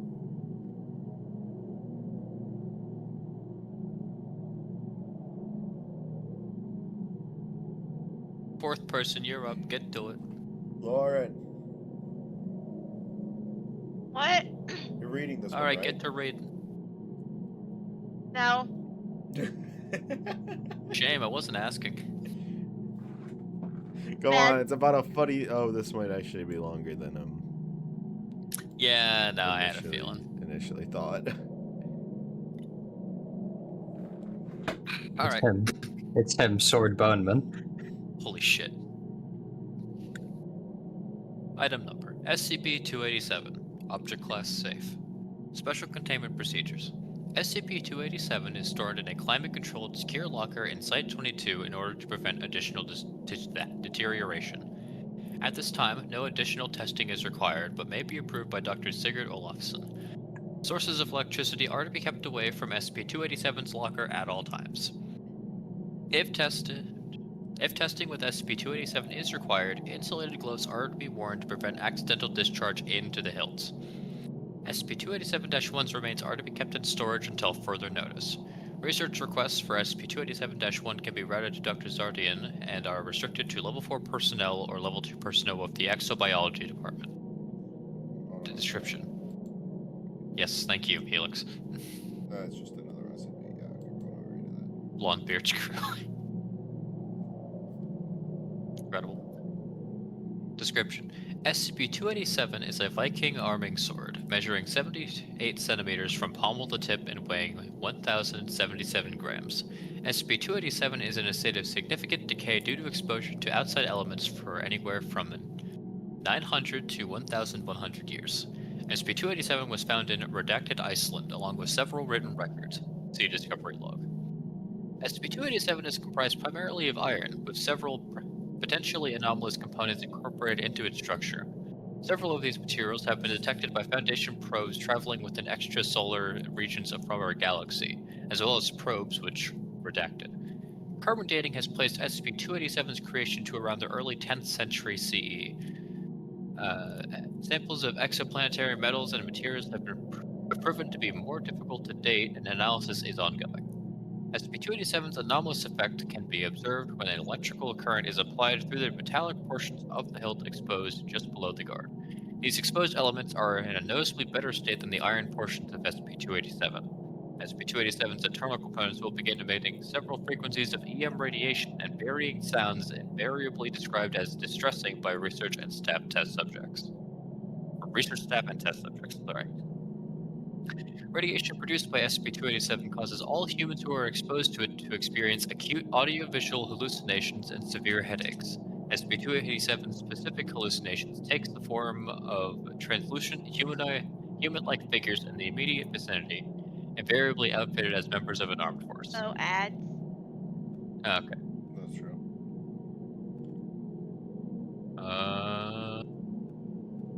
It should be gone now, at least on my end.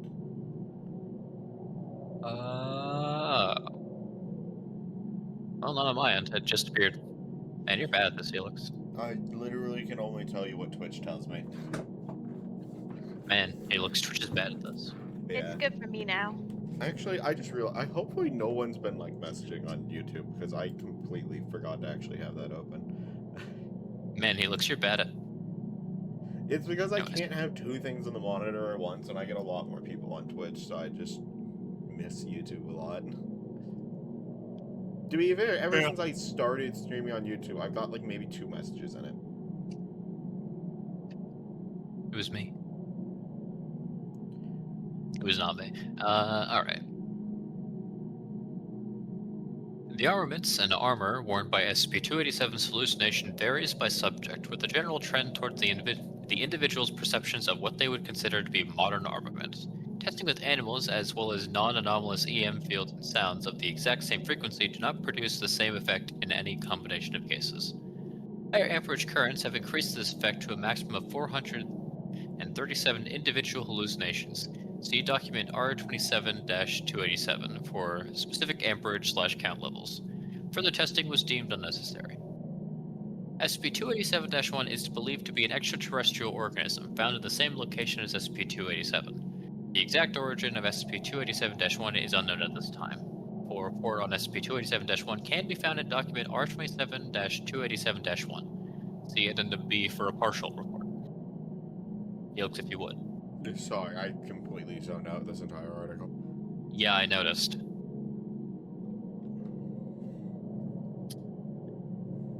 SCP-287-1's potential spacecraft, designated 287-2, see Addendum B for partial report, appears to be completely destroyed. The current working hypothesis for SCP-287-2 is that it was intended as some form of escape pod from a larger vessel.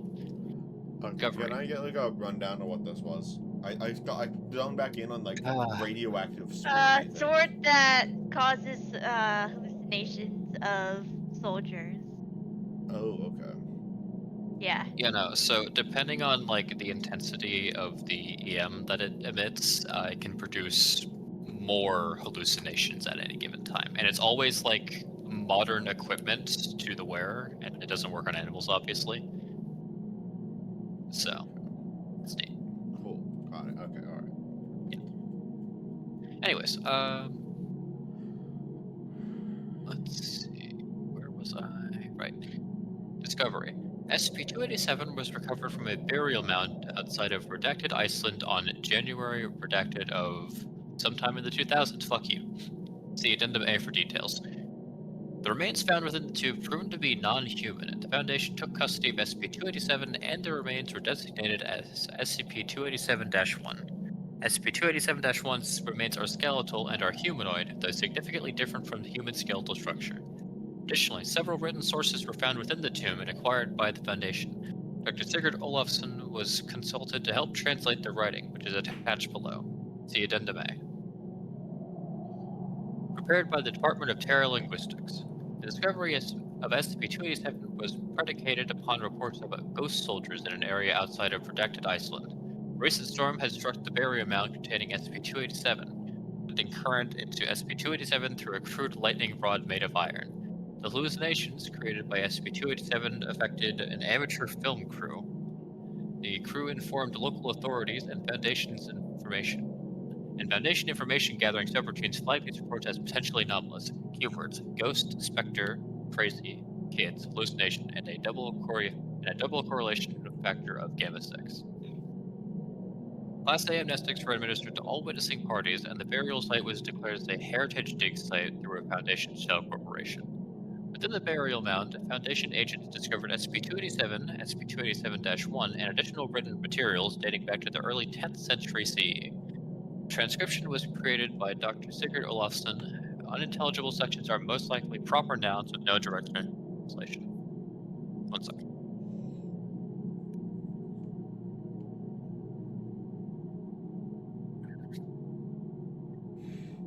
Band. Thank you for that.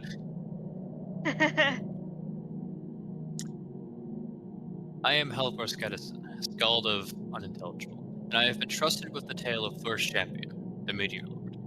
In the depths of winter, the year after the Great Raid, we saw a fiery meteor in the sky. It landed deep in the heart of the northern wastes, and we followed it. A wondrous thing it was, gleaming and covered in ghost lights. We approached and found a man standing in a heavy cloak, examining the meteor. Ghost lights went dark, and the figure pressed his hand to the outside of the star. A wondrous light filled our eyes as the star opened. He disappeared into the meteor and emerged to look at us with such fiery determination in his eyes. We knew he could only be a king, sent to us from Odin himself.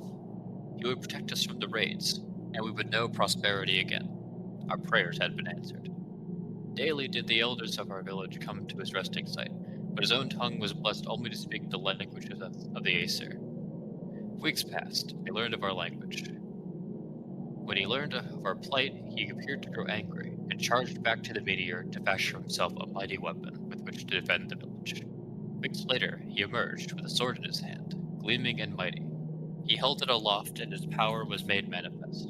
Ghostly warriors, heroes from Valhalla, stood around him, brandishing weapons. We threw ourselves on the ground, heads aching with the glory of these Valhalla warriors, and this pleased the Meteor Lord. For years, when the raids came, we ran in supplication to the Meteor Lord. He emerged, and all fled from his flashing blade and burning eyes. We marked the way to the Meteor Lord's home with cairn stones. During the battle of the Meteor Lord's fall came. His powers failed him, and Odin recalled him to Valhalla. We buried him with all the honor we could muster, and fashioned a conduit for the great storms from Thor. On stormy nights, the heroes still come and watch over our village, their glory splitting the head of any man who would dare look upon.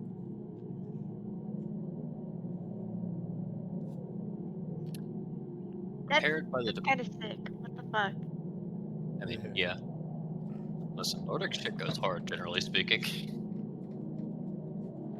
Prepared by the Department of Exolinguistics. Tracing back from the story presented in the included writings, Foundation agents tracked down the meteor mentioned in the epic translated by Dr. Olafsson. Excavating the object in question led to an almond-shaped craft made of unknown material. Research regarding this craft can be found in document R27-287. Within the craft, several records were found, written in an unknown language upon crude paper. It is hypothesized this is some kind of journal of SCP-287-1. An exact translation is nearly impossible. However, using redacted, a partial translation has been attempted. Timestamp: unknown symbology. Unknown place. Unknown people. Primitive. Violent. Didn't survive. Everything is lost. Must find a way back. Too many counting on me. Timestamp: unknown symbology, theorized to be several days later. They found me. Managed to put together hood. They won't see me. Must learn their language. Keep them away from me. Unknown biology, in fact. Timestamp: unknown symbology, theorized to be several weeks later. I see their weapons. Mine non-functional. Made one like theirs, used the last of turned they, tuned to alien brain chemistry. Hope it scares them off. Not sure how much longer I can work on. Not having, most likely a proper noun. Nearby is unbearable, dying, or breaking. Timestamp: unknown symbology or time. They came back. I used the weapon. It scares them. Almost done. May be able to leave. Down to 16 cells, items, spheres. Timestamp: unknown symbology and time. They brought others. I scared them again. Not sure if I can repair the... Thought I had enough. Closest match was a chemical formula matching SCP-148. Used, most likely a proper noun. Necklace. Still not enough. Timestamp: unknown symbology, theorized to be several years later. Won't stop coming. Only one left. Time running out. Hour nearly gone. I can't repair. Too many unit of time. It's hypothesized that at this point, whatever power source SCP-287 was using to activate SCP-287 ran out. I'm sorry, the first one was -1. SCP-287-1 was most likely killed during the next raid without SCP-287 to protect them. Them. Oh. So alien sword. Yeah.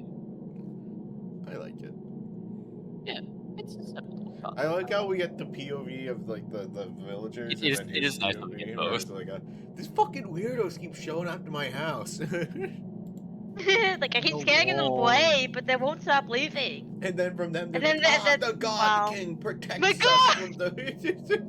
The gods have sent a warrior, mighty warrior, to protect us. All hail. Brother in arms of Thor. Brother of Thor, son of Odin. Not what I said. I know. Close-up image of SCP-288 taken during initial containment. Ring. I know what that is. It's a ring. Good job, buddy. Oh, Yeah. Anyway, he's Well, I think I'd all say yours. Alright. Item number XP-288. Object class safe. Special containment procedures. SCP-288 is to be kept in a locker with only security personnel of level 2 clearance or higher given the combination. They are currently contained in the small velvet-lined black box they were retrieved in. Personnel who have worn the rings during testing are to undergo full psychological exams afterward and their experiences recorded. Oh Description. no. Oh no. Shut up! SCP-288 consists of a woman's engagement ring, hereafter referred to as SCP-288-1, and a matching men's band, hereafter referred to as SCP-288-2, both silver in appearance. The ring containing a small diamond. They are relatively plain and bear no marks as to their origin or make, but staff routinely describe them as seeming like very nice wedding rings, if a little plain. They are completely normal in every sense and have been damaged by endurance testing and subsequently repaired through atypical dueling practices, and their effects are only observable when worn. When SCP-288-1 is worn by any adult female in a relationship, she immediately becomes what has been portrayed in popular media as an ideal housewife. Women describe the experience as if they are not in control of their body, merely observing their own actions. They lose all ability to form their own opinions and instead automatically agree with the opinions of their spouse, and display very few negative emotions, if any. They seem to gain an instinctive knowledge of cooking and baking in the style considered to be the traditional American style, including such dishes as apple pie or macaroni and cheese. Incredible. Mac and cheese. Yeah. These dishes are always professionally made regardless of prior skill. A similar knowledge is evidenced in the spheres of cleaning and light repair. Subjects regularly display the ability to sew and knit even if they were not able to do so before donning SCP-288-1. Along with this knowledge, they feel an innate urge to cook, clean, and mend things around their home incessantly. They lose the will to have a job of their own and become exceedingly obedient and loyal to their spouse, as well as religious and authority figures. Many wearers of SCP-288-1 exhibit a fondness or rather modest dress and are uncomfortable when wearing pants or more revealing clothing. They also develop a fondness for children, and if they do not already have children, express the urge to have them. So does it just not work when it's worn by a male? I hope Can we it, get I boy hope wife it, in here? Can we get boy wife? Or is it I just... want to see. I really want to see if they do that. When SCP-288-2 is worn by an adult male in a relationship, he undergoes a similar change, taking on the characteristics of popular media's portrayal of an all-American dad. Good Whether or morning, not- USA. Whether or not he has children of his own. Men describe the experience similarly to women in that they feel like they are not in control of their actions. He shows loyalty and obedience to political, religious, and authority figures and an innate duty to his current professional management structure. He will work exceedingly long hours without complaint and maintains an upbeat and motivated demeanor at his work. No matter the nature of his former personality, he becomes friendly and easy to approach, good with kids, and fiercely loyal to his spouse. He is always willing to help around the house and willing to please with a shoulder rub. Men with children become attentive, engaged fathers, and men without children express a strong desire to have them. When used collectively, SCP-288 seems to recreate a model of a Stepford marriage. While this seems ideal and relatively harmless, SCP-288 has been responsible for numerous crimes, including spousal abuse, Abuse. murder, and suicide. Both women and men report feeling trapped while wearing SCP-288 and out of control of their own life. After extended periods of wearing 288, they often have intense feelings of depression and personality displacement. On a more sinister note, somebody wearing either instance of SCP-288 will take virtually any manner of abuse from a spouse without a word or raising a hand to defend themselves.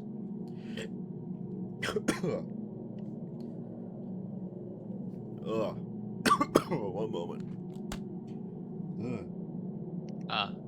Oh. The question is answered. Yeah. Really, actually.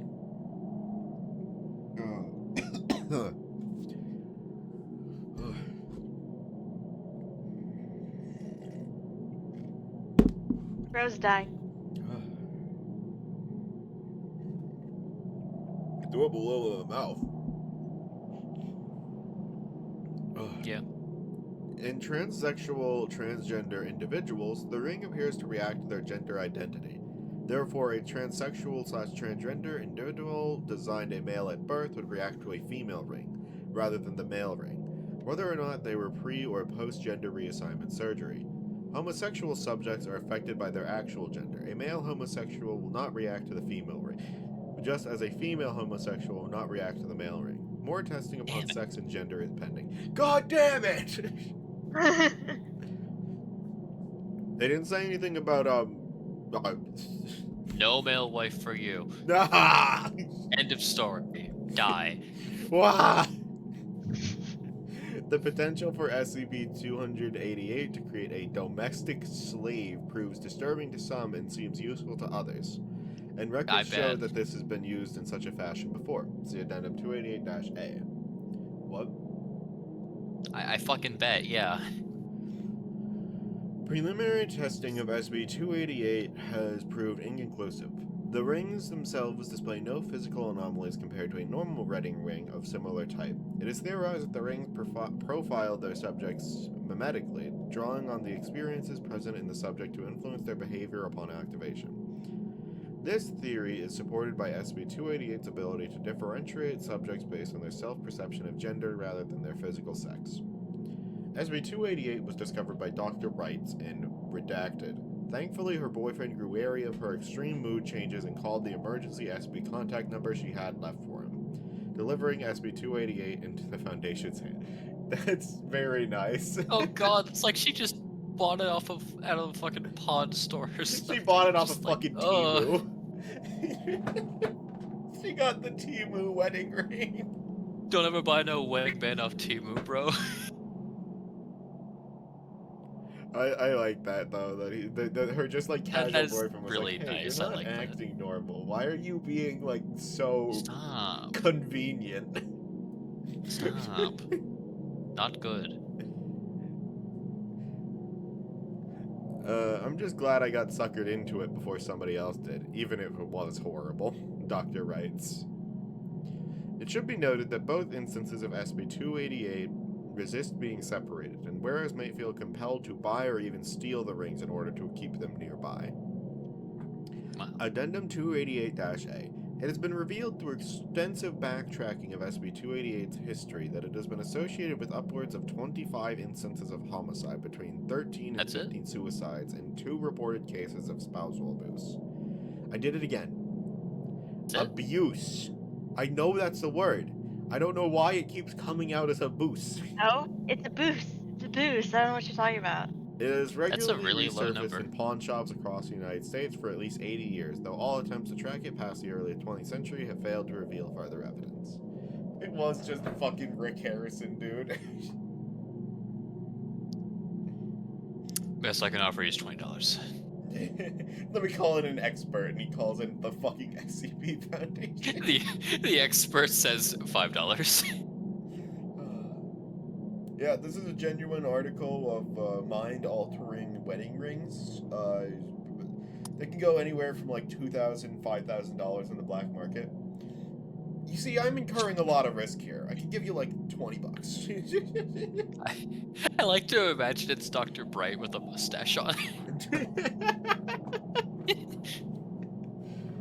The spy has already. But it's still like appreciated actually this. just Rick Harrison next to him. You fell asleep, but your majestic voices woke me up from your sleep. I don't think that's what majestic voices do. I think they help you sleep. I Wake think up. abrasive, loud, annoying voices wake you up.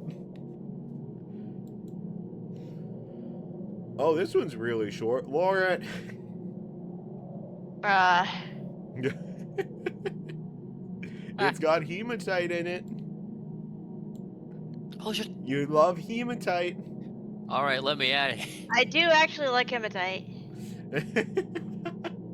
It's a beautiful stone. It just is. Rock. Alright, you want this one more? Rockin'. Rock. Alright. Is this one mine? Or... Yeah. I don't Alright. think Lauren's ever gonna actually read. I don't think she knows how. Yeah, I'm just a cat. I can't read. Oh, you Do just you kinda- not know cats can't read? You just kind of wing it. Also, I failed to believe you on that. Cats like to pretend not to be able to understand things. Because they know they don't have to So deal I'm with doing my job well. I'm certain if Junior had thumbs, he'd know how to open a door. Oh yeah. Fuckers can just do that Dude. shit for free. Oreo, he used to, whenever he was around, he knows how, to open the doors, so he would try his damnedest, he'd get up on his hind legs, and stretch himself up to go up to the door, but he doesn't have thumbs, so he can't actually turn the fucking circle handle. But he knows how it goes because he tries to turn Oh it. no. No. If he were just a little smarter, he would be able to go through that shit easy. Yeah, Junior does the exact same thing where he reaches for the doorknob. Like he knows how it works. He knows he's supposed to turn it. It worked, but I Yeah. don't reach. Alright. Item number SCP-298 or 89. Object class safe. Special containment procedures. Currently located at Site 17 under the supervision of Dr. Redacted, Hang SCP-289 on. is to be Yes? Okay, okay. I was just about to ask, if you have lurk bait on? Okay. It is. SCP-289 is to be suspended on a 10 by 10 centimeter platform in the exact center of a 5 by 5 by 5 meter concrete room. It is to be monitored at all times by no fewer than 2 mounted cameras whose video feeds will be recorded and archived if deemed necessary upon review. Every 30 days, SCP-289 is to be moved to an identical housing facility on the other side of Site 17 to avoid unnecessary inertial buildup. No personnel are allowed to approach closer than a 1.6 meter radius of SCP-289 unless they have prior authorization from 2 Level 3 supervisors attached to the project. Additionally, any personnel interacting with SCP-289 are to have read all authorized documents relating to SCP-289 and to have a thorough understanding of its capabilities and the time limits involved. Description: SCP-289 is an irregularly shaped mass of hematite, with analysis showing trace amounts of aluminum, phosphorus, redacted, and water. SCP-289 has the unique property of intensifying the effects of inertia over objects in a 1.6 meter radius over time. Objects that remain immobile will become more and more difficult to move, while objects maintaining a constant speed will become very difficult to stop. At best estimate, close proximity to SCP-289 increases an object's inertia by 70% every 160 seconds, with a slightly slower reduction of inertia over time to base levels after being removed from SCP-289's active radius. SCP-289 was retrieved in 1983 after a series of odd traffic accidents in Edmonton, Alberta, Canada. On Redacted 1983, a small car sped uncontrollably through the city for 17 minutes until it finally impacted with the side of a butcher's shop and was stopped. Good. All objects located inside the vehicle either exited through the front windshield or were forcibly pressed as far through the front of the car as they could go. The driver, who remained unidentified, was announced dead at the scene and eventually loaded into an ambulance with some difficulty. Yeah, I'll bet. On the way to the hospital, the ambulance shared a similar fate as the previous car, where the driver reported sluggish turning and braking at first, following by an inability to turn or stop at all, and an intense feeling of being drawn forward. The ambulance came to a stop after plunging into the North Saskatchewan River. The driver managed to escape from the vehicle and found himself propelled across the river and into the surrounding woods at an estimated 30 kilometers an hour. Fuck, okay. Where he remained pinned to a tree for nearly 45 minutes before his inertia stabilized and he fell to the ground. Okay, not how I thought they meant that, but that's still awful. SP agents arrived within the week to retrieve the ambulance contents and were able to identify SCP-289 as the source of the disturbances. SCP-289 was eventually airlifted to Site 17 by being attached to the end of a long tether held below a helicopter to avoid any inertial buildup on that part of the vehicle. It's so funny. God. Just a really long string. You just build up the momentum of a fucking ambulance. Alright, let me just... Alright. Addendum. Those with proper authorization to research the properties of or interact with SCP-289 should see document number 289-1 for full safety procedures. Documents testing safety procedures. The radius of SCP-289's action is precisely 1.6 meters. There is never to be more than one person inside this radius at any time. Human interaction with SCP-289 is not necessarily dangerous, but stringent time restraints are in order. No Foundation personnel are to be inside the active radius for more than 90 seconds. During this time of exposure, personnel are advised to alter their speed, acceleration, and position as often as possible to avoid inertial buildup. Objects to be subjected to SCP-289's active field should ideally be introduced to the field by automated means. Long handheld manipulating devices are also acceptable, and for particularly delicate objects or precise adjustments, human interaction is allowed so long as time restraints are not violated. retrieval of stationary objects that remain inside SCP-289's active field for more than 800 seconds is nearly impossible. Objects that maintain a constant speed inside the active field for a similar time are nearly impossible to slow or stop. Thus, all experiments should conclude before this threshold of time is reached. In the event that an object becomes irretrievable, researchers may petition Dr. Redacted to have the object returned after SCP-289 is moved to its new enclosure during monthly transfer protocol, and the requested object's inertia has returned to standard levels. Transfer of SCP-289 from holding area Alpha to holding area Beta or back is performed every 30 days. During this procedure, hallway 121 is to be completely evacuated and all adjoining rooms are to be locked at security level 3. SCP-289 is to be removed from its suspended platform and placed inside of one of the rubber spheres located in the adjoining storage area. The spheres are to be rolled down the hallway towards the opposite holding area at a speed of no greater than 0.5 kilometers an hour, which should remain steady for the duration of the relocation. Once the sphere comes to a stop, SCP-289 is to be removed and placed on the new suspended platform. Don't roll it in a hamster ball. Yeah, they basically do. Alright, ad break's about to hit, so we'll take like a minute break here.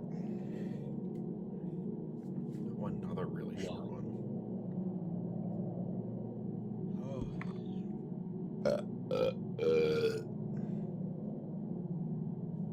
Wretched. Pineapple. New record, by the way. Nice pineapple.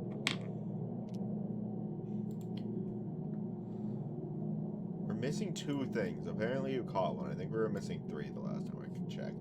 But also I'm like a little overdue to input new things into this, so... I also should... I don't know how it'll affect things. I don't know if I can just like edit custom patches. Like I think I can. I'd like to go through in some of the old images where I haven't removed the background of them and then put them back in because these don't exactly look good.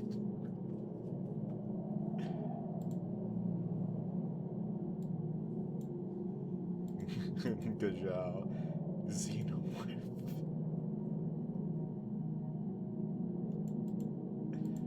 I like the custom catches. We need more.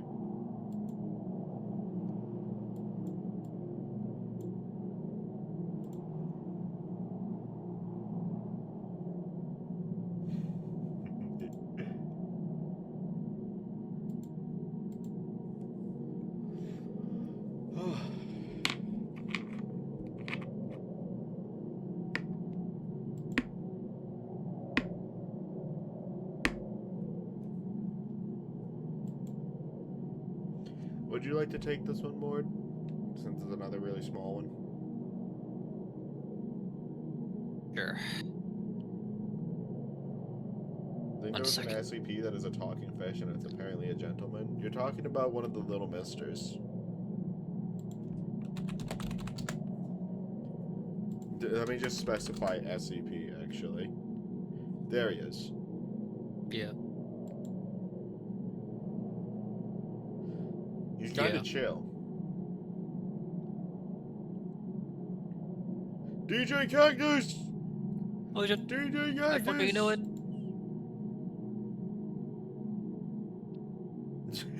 Yeah. Voted Wiki's most humble man in a poll of DJ Cactus. Oh yeah, he is responsible for 49, isn't he? Or at least the most recent iteration. The Ouroboros cycle, which is massive. Oh, he's responsible for 3,000 and on to Sasha.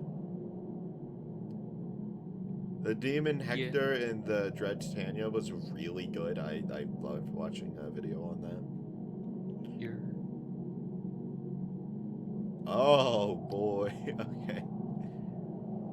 Then there's the Demon Ogier, the Demon Lancelot, the Demon Lahai. I didn't actually see a video on this one. Although the fact that it's called the Valley of Lust makes me wonder. Forced banana equivalent dose. Mr. Beast. The knob is safe for work? Okay, that's enough of that. Item number SCP-290. Object Class Safe. Special Containment Procedures. SCP-290 is to be held in a 5 by 5 by 5 meter cell at Site 19. Personnel are forbidden from interacting with SCP-290 except during an approved testing procedure, and any personnel who attempt to do so must be terminated with any force necessary. During any interaction with SCP-290, 3 guards with full knowledge of the object must flank the object's aperture. Anyone, other than Class D personnel, attempting to enter must be removed from the object cell. Subjects who undergo reconfiguration are terminated at the conclusion of experimentation. Description: SCP-290 is a hollow metallic sphere 3 meters in diameter, with a circular opening of diameter 90 centimeters cut into one side. The sphere is welded to 4 metal posts 80 or 50 centimeters in height. Scans have shown that SCP-290 is composed of a combination of aluminum and redacted, many of which do not match any known atomic structure. All attempts to take samples of the metal for more detailed analysis have failed. The external temperatures of the sphere remained constant at 318 Kelvin, 45 degrees Celsius, regardless of the ambient conditions. As no power source for the device has been found, how it maintains this temperature is as yet unknown. Researchers have noticed that personnel appear to display slightly elevated curiosity about SCP-290's function, although whether this is evidence of a psychological effect or simply due to this abnormality is not known. Should a subject enter SCP-290 through the circular opening, the aperture will shrink rapidly, rendering the inside section inaccessible. After 5 to 20 minutes, the aperture will reopen. No sound can be heard emanating from SCP-290 during this period. Subjects emerge from this process alive, conscious, albeit often in a state of extreme distress, but with their anatomy significantly altered. Limbs, facial features, and redacted appear to be relocated randomly, yet without losing functionality. Fingers and toes are often removed from the hands and feet, and eyes rarely remain in a configuration lending themselves to binocular vision. Almost all subjects report pain and discomfort in breathing and movement, if either remain possible, with most unable to walk or perform any type of effective locomotion. Autopsies performed on afflicted subjects revealed that a similar reconfiguration occurs internally, which the organ placement changed and blood vessels/nerves are lengthened to fit the new arrangement. Evidence of severe internal bleeding and hemorrhage of other bodily fluids is often present, although subjects display none of the connected symptoms of retrieval on or from SCP-290. No subject has died as a direct result of exposure to the object. Subjects' bones show evidence of large-scale fracturing, but also rapid healing, ostensibly a part of the modification process. Subjects remain conscious throughout the reconfiguration. See Addendum 290-1 for details. Right, I really want the details on that. Cool. Addendum 290-1, Experiment Log. Subject D59-414, male, 18. Jesus, what the fuck did you do to earn a life sentence? Anyways. Supervisor, Dr. S. SCP-290 lead researcher. Purpose: ascertain the experiences of subjects within SCP-290. Procedure: D-Class was exposed to SCP-290, having had no prior experience with the object. Subject immediately inquired as to its function, to which Dr. S replied, "That is what we intend to find out." 1 second. Something you gotta wonder about is how any of the SCPs that, like, basically require kids for testing, how the Foundation actually goes about that. Because they don't exactly have a bunch of 7-year-old D-Class running around. They probably have the tech to make them, but that's still morally dubious. I mean, I'm pretty sure they've got things that, like, de-age someone, right? Probably, but who knows how that works with the box that, like... Who fucking knows, man? Yeah. It's one of those things that you don't poke into too much.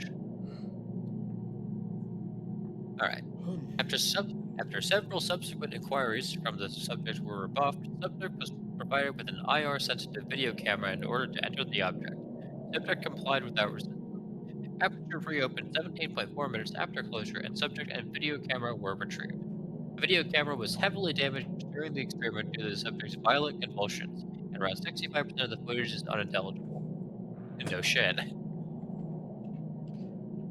The transcript of the video feed recovered from the camera follows. The video feed initially shows subject sitting calmly in the center of SCP-290, looking around and examining his surroundings by touch at intervals. This continues for around 2 minutes, at which point the subject begins clutching his chest and groaning. The subject then begins to scream, including the phrase, "I was only curious, but now I know. Please let me go." Whether this indicates a secondary consciousness inhabiting the subject's mind, with which he was conversing, is unknown. It is at this point that the subject begins flailing, impacting the camera repeatedly and causing it to record only small fragments of footage. Fragments of interest are noted below, in chronological order. Subject's head appears to be slowly embedding itself into his thigh, both eyes absent. Subject's fingers visible on his torso. Subject's eye moving across his right foot, eyeball changing orientation rapidly as it does so. Subject lying in a pattern reminiscent of the fetal position, slow breathing audible. End transcript. A debriefing interview was scheduled, but owing to the subject's larynx being relocated away from his trachea, could not be conducted. Autopsy showed wide-scale reorganization of the subject's internal organs, including small-scale fusing of the parts of the small intestines and a Daytime sponge, resulting in contamination of the chest cavity. Despite this, the subject had a normal volume of blood within his circulatory system, and levels of other bodily fluids, such as bile, were within normal parameters. How SCP-290 maintains or replenishes these fluids is unknown. God, that's awful. Let's put you in the mixer. We're putting you in the cement mixer. You're not coming back out until I've got a full stack. Oh, it's Dr. Wrights again. Oh my god. Interesting. Yeah, Wright's kind of fucking everywhere, ain't she? SCP-291. Give me just a moment. I need to prepare myself.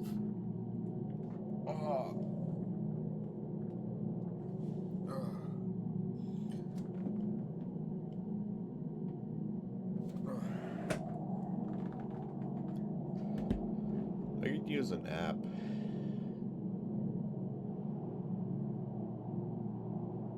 Going to bed. Alright. Item number SCP-291. Object class safe. Special containment procedures. SCP-291 must remain disconnected from any power source when not in use for testing. A team of 2 personnel should remain on guard outside SCP-291's containment room and will be swapped out weekly. While disconnected from a power supply, SCP-291 may be considered safe. SCP-291's main entryway closes and locks upon disconnection from a power supply, but the door may be opened manually from the interior in the event of any personnel being trapped. All blocks of disassembled organism are to be kept. Oh yeah, just the meat blocks, sure. Just strap those in there, like. Damn, just meat blocks in there, damn, okay. Are to be kept stored in a designated storage locker within the containment room, are to be properly labeled with a Sharpie marker. Personnel responsible for lost or damaged blocks will be moved to other projects. Description: SCP-291 was located in redacted. That entire sentence doesn't need to be there. It provides no information. SCP-291 resembles a small building and structure, a nearly featureless steel box measuring 10 meters by 30 meters at the base, and 15 meters tall. On one of the narrow sides, there is a large door, 5 meters wide, that opens upwards, similar to a garage door, composed of metal slates a few inches high each. There is no handle on the exterior of the door, and while closed, all attempts to open it using non-destructive methods have failed. The interior of the door features a lock that can be opened manually to lift the door for a few seconds before an unknown mechanism will force it shut again. At the other end of SCP-291 is a similar opening with a lock-in handle on the exterior and interior, allowing the door to be opened from either side. 2 small similar hatches, only 1 meter by 1 meter, can be found to the left of both doors and may be opened from the exterior. The materials that compose SCP-291 do appear to be only as strong as any other example would suggest. and a force that would normally bend or cut through steel will do the same to SCP-291. Such testing is currently not allowed due to the high risk of damaging SCP-291. The interior of SCP-291 is not well explored due to the extremely tight confines of the machinery and strong pulses of electromagnetic energy through various points while activated. When connected to a suitable power source, SCP-291 activates with mechanical clanks and buzzing, and the entryway door springs open. The room inside is 4 meters by 2 meters with a rather simple console board, a large display screen, and what has been described as a plexiglass coffin to one side, suitable in size for most humans under 7 feet in height who are not morbidly obese. The coffin rests on a conveyor belt a meter in height, the coffin itself being approximately a meter deep with a blue-green gel cushion of unidentified material lining the bottom. It has been described as pleasantly form-fitting and very cool and soft. Several tubes emerge from the side of the room over the coffin. This can only go well. Opposite the coffin, a number of cubby holes of various sizes with small doors that may be opened or closed are present on the wall. The purpose shall be elaborated upon later.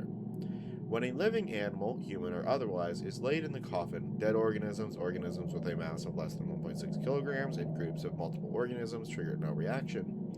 No matter their position, the control room moves into the ready state.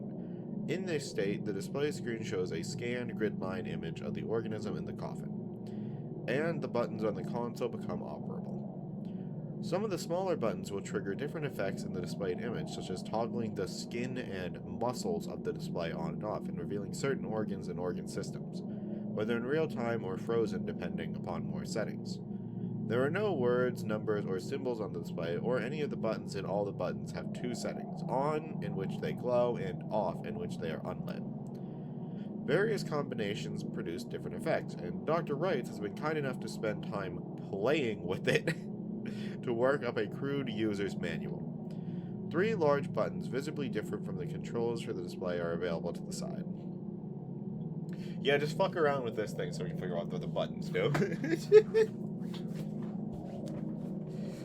Provided that a living organism is lying in the coffin, the first button may be pressed. Pressing any buttons under other circumstances yields no effect, and the button remains off no matter how many times pressed. And the tubes extending over the coffin dispense a blue liquid into the coffin. This identified liquid acts as a sedative upon skin contact, and the occupant of the coffin quickly falls unconscious. The liquid can apparently be inhaled and swallowed without any harm. D-Class personnel have reported the taste to be similar to Kool-Aid. Samples have yielded little results in identification. Once the coffin is filled to the brim, the liquid quickly congeals into a thick syrup, and then to a solid gel. Over this period, the occupant's detectable bodily functions, such as breathing and heartbeat, cease. This may be observed on the display screen. Once the liquid fully solidifies, the display screen shuts off and the conveyor belt starts to move. All attempts to stop the conveyor belt and remove either the coffin or the occupant cause the entire process to shut down, after which the blue liquid evaporates within a few minutes and the subject regains consciousness unharmed. The conveyor belt carries the coffin and occupant through a small door that quickly locks closed, and the entire machine becomes a cacophony of mechanical clanking, whirring, and grinding. The display screen will only display a rectangle that slowly fills, like a loading bar, as SCP-291 does its work.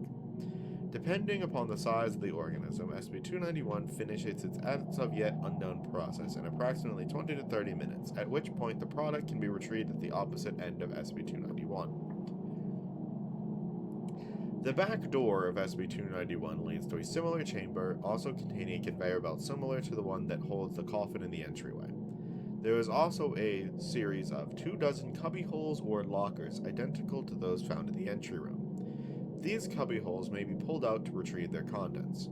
Parts of the organism disassembled and preserved in blocks of an unidentified clear solid. These blocks are quite strong, but they can be melted by extremely high temperatures, or shattered by sharp blows from a pick.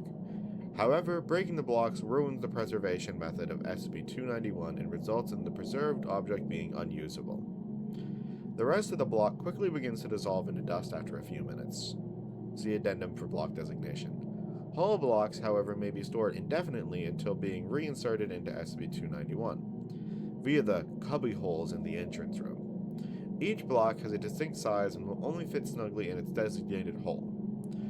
Placing blocks in the wrong holes gets no reaction from the machine and will prevent it from being reactivated until the problem is fixed. Cubbies may be left empty, however, and it will function as normal. It is ill-advised to leave a cubby containing a vital organ empty. I can only imagine why. When the blocks are placed correctly and the doors to them shut, the second button on the console may be pressed. This does not work if the display shows a loading bar, as another operation is taking place. The doors to the cubby holes lock for a few seconds, during which SCP-291 removes them through some means and the machinery of the device grows louder, accompanied by another loading bar on the display screen. Reassembly takes slightly longer, approximately 45 minutes to finish, after which a plexiglass container, similar to the initial coffin, emerges from a door on the conveyor belt in the exit room, holding a fully assembled organism immersed in blue liquid that slowly evaporates as the organism awakes. Reassembled organisms have no memory of the process, likening the experience to a very restful, dreamless sleep. They awaken with some slight disorientation, but this passes after a few minutes, and they complain about being very hungry. Tests reveal that they are reassembled with their stomachs empty. Organisms are also reassembled nude and devoid of any hair. A block containing what has been identified as the contents of the organism's digestive system, hair, scraps of clothing, and any other objects on the organism is deposited into one of the small side doors outside the main doors, and may be considered waste. Surveillance and scanning equipment sent inside the machine is disposed of in the same way, often twisted and wrecked. Later testing revealed that organisms can be reassembled in different, potentially malicious ways. See addendum for testing results. We put your brain in your ass. we put someone else's brain in your body. We took your They boobs probably and gave do them to that. someone else.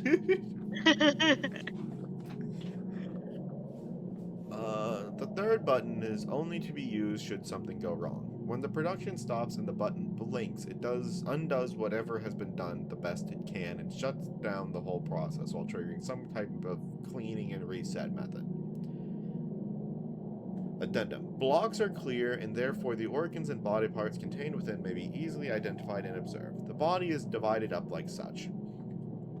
Brain, lungs and diaphragm, heart, digestive system, reproductive organs, left eye, right eye, upper left torso and arm musculature up to the elbow and various organs, upper right torso and arm musculature up to the various the 4 quarters of the torso. That's all this is. And then all the legs. Yeah, all the legs, all the arms, neck and head musculature and various organs. Skeletal system from mid-spine up, skeletal system from mid-spine down. Lymphatic and circulatory system from waist up. Lymphatic and circulatory system from waist down. Skin, neatly folded. Neatly folded is crazy. Take off your skin. We folded it and dry cleaned it for you. Testing results. Reassembling a body without vital organs results in the production shutting down, requiring the use of the third button. The body will be redeposited in block form at the exit, still inert. Reassembling a body without non-vital organs or body parts will result in that organ or body part being absent when the organism awakes. The wound sealed by unknown means that leave little to no scar tissue. They took my fucking peanuts!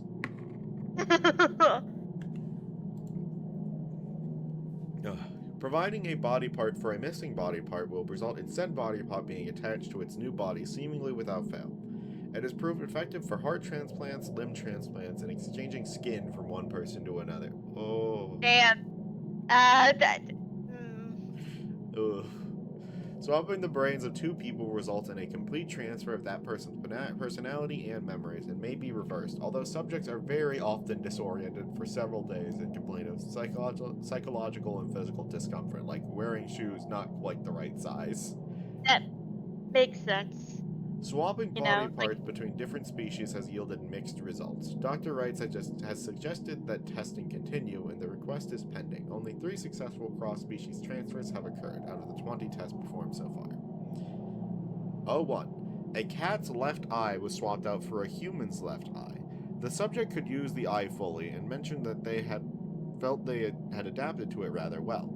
The new left eye displayed all the abilities of a cat's eye, including difficulty seeing colors and heightened perception in the dark. Although this test was unauthorized, the results were considered to be mildly impressive enough to allow further testing. The cat, given a human eye, clawed its human eye out in a week. Ugh. Oh my god. And yeah, sure, we can do SB999 next. Hey, I love 999. Oh, it's the fucking little ghoul guy. Sure, yeah, we can Yeah. do that.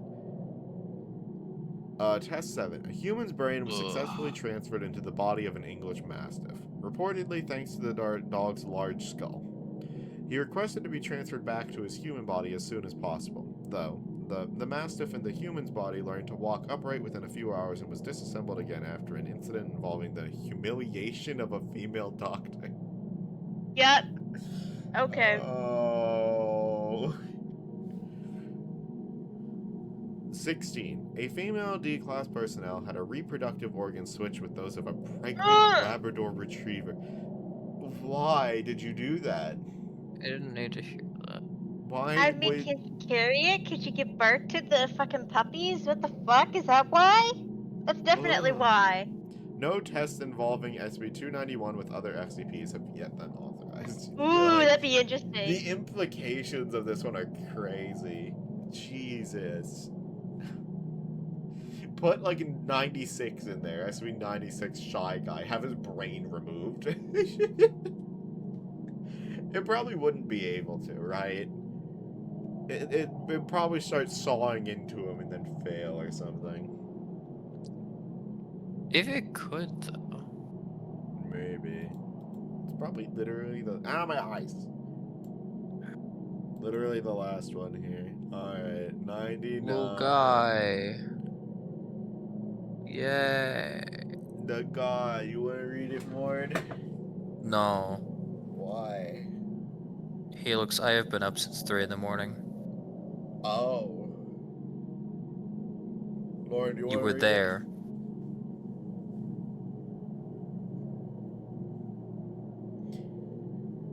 I think he died. I asked if you wanted to read it, Lauren. No. Alright. I'll leave. It is this taking then. all my power to stay awake. Helix, just please finish us out. Yeah, we'll finish up on this one then. Item number SB999. Object class safe. Special containment procedures. SB999 is allowed to freely roam the facility should it desire to, but otherwise must stay in its pen either between 8 p.m. to 9 p.m. for sleeping. During emergency lockdowns for its own safety, subject is not allowed... Oh, sorry, that was a... Or during emergency lockdowns for its own safety. I read that as if it was a period, it was not. Subject is not allowed out of its pen at night or off facility grounds at any time. Pen is to be kept clean and food replaced twice daily. All personnel are allowed inside SB999's holding area, but only if they are not assigned to other tasks at the time or if they are on break. Subject is to be played with when bored and spoken to in a calm, non-threatening tone. Description: SCP-999 appears to be a large, amorphous, gelatinous mass of translucent orange slime, weighing about 120 pounds, with a consistency similar to that of peanut butter. Subject's size and shape is easily malleable and can change shape at will, though when at rest, SCP-999 becomes a rounded, oblate dome roughly 2 meters wide and 1 meter in height. The surface of SCP-999 consists of a thin, transparent membrane similar to that of an animal cell, roughly 0.5 centimeters thick, and it is highly elastic, allowing SCP-999 to flatten portions of its body up to 2 centimeters thin. This surface is also hydrophobic, although SCP-999 can willfully absorb liquids. See Addendum SCP-999-A. The rest of SCP-999's body is filled with a viscous orange substance of unknown chemical makeup, though it is capable of digesting organic materials with ease. Subject's temperament is best described as playful and dog-like when approached. SCP-999 will often react with overwhelming elation, slithering over to the nearest person and leaping upon them, hugging them with a pair of pseudopods while nuzzling the person's face with a third pseudopod, all the while emitting high-pitched gurgling and cooing noises. The surface of SCP-299 emits a pleasing odor that differs with whomever it is interacting with. Recorded scents include chocolate, fresh laundry, bacon, roses, and Play-Doh. Play-Doh. Simply touching SB290. What? 2? Where did I get 2 from? Probably because the last thing I read was 2 and it just caught up to me. Touching SB999 surface causes an immediate mild euphoria, which intensifies the longer one is exposed to SCP-999, and lasts long after separation from the creature. Subject's favorite activity is tickle wrestling, often by completely enveloping a person from the neck down and tickling them until asked to stop, though it does not always immediately comply with its request. Though injuries may occur, SCP-999 has never been found to purposely attempt to harm others, and will immediately back away and contract its body into a quivering mound with while gurgling in a manner similar to a whimpering dog, seemingly apologizing for hurting someone on accident. While the creature will interact with anyone, it seems to have a special interest in those who are unhappy or hurt in any way. Persons suffering from crippling depression or PTSD, for example, have reported having a far more positive outlook on life after multiple interactions with SCP-999. The possibility of manufacturing antidepressants from SCP-999 slime is currently being discussed. In addition to its playful behavior, SCP-999 seems to love all animals, especially humans, refusing to eat any meat and even risking its own life to save others. On one occasion, leaping in front of a person to take a bullet fired at them. Subject's intellect is still up for debate, though its behavior is infantile and seems to understand human speech and most modern technology, including guns. SCP-999's diet consists entirely of candy and sweets, with M&Ms and Necco wafers being its favorites. Its eating methods are similar to those of an amoeba. Addendum SCP-999-A. Reminder to all staff, SCP-999 is not to consume caffeinated soft drinks of any kind. Last week someone gave SCP-999 a can of cola along with its usual breakfast. Not only was it literally bouncing off the walls for half an hour, the carbonation made SCP-999 visibly queasy afterwards, and it refused to move or eat the rest of the day. SCP-999 has thankfully recovered since, but the staff member in question has been reprimanded. I wonder what happens if you give him straight coffee. Probably go all over the damn place. I love the Foundation just defending this creature and its well-being. Addendum SCP-999-B. The following is a report from an experiment in which SCP-682 was exposed to SCP-999 in the hopes that it will curb the creature's omnicidal rage. Alright. Who wants to play 682 for this one? I wish I weren't horribly dead inside right now. Actually, oh, fuck it. Hand it over. Alright. SCP-999 is released into SCP-682's containment area. SCP-999 immediately slithers towards SCP-682. Elated gurgles. What is that?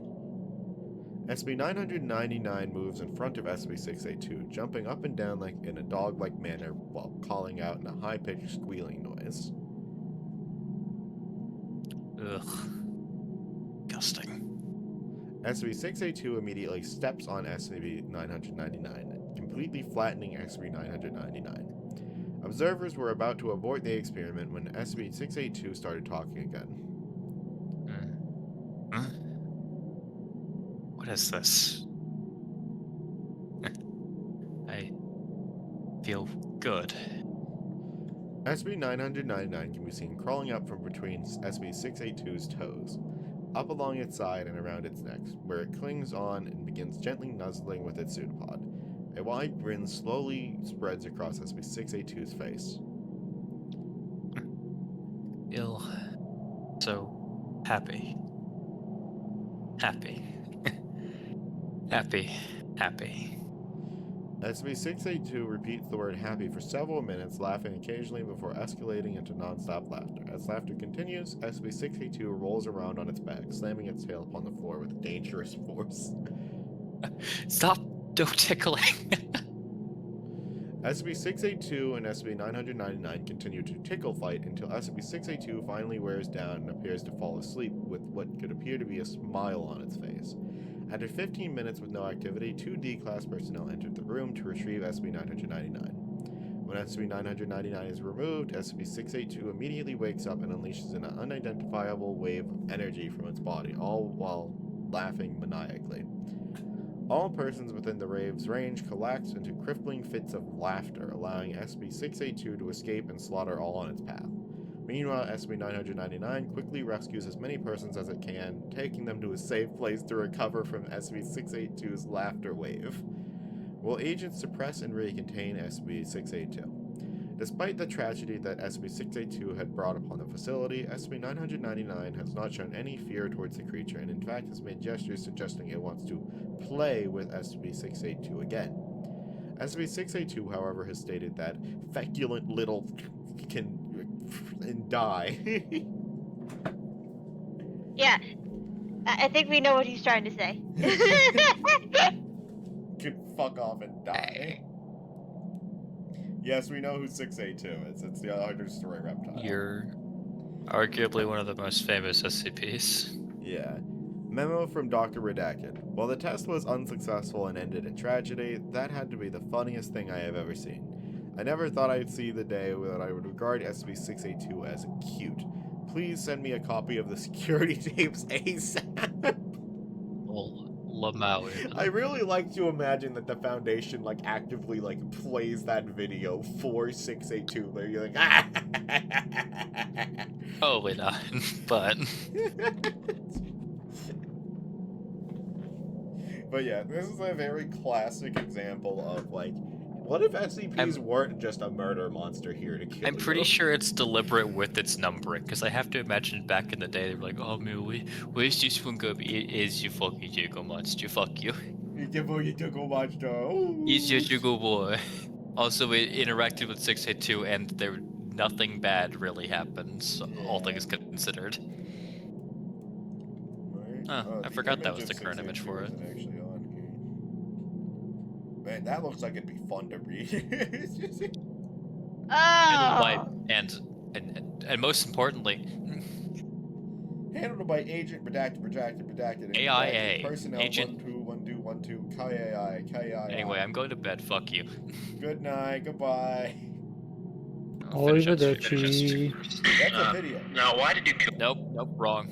Yeah, not Bad. that. Alright, that'll be it for today.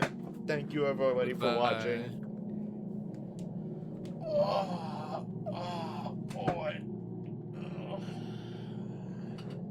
Oh. Alright. Okay. Bye-bye stream. See you next Saturday for more SCPs. Bye-bye.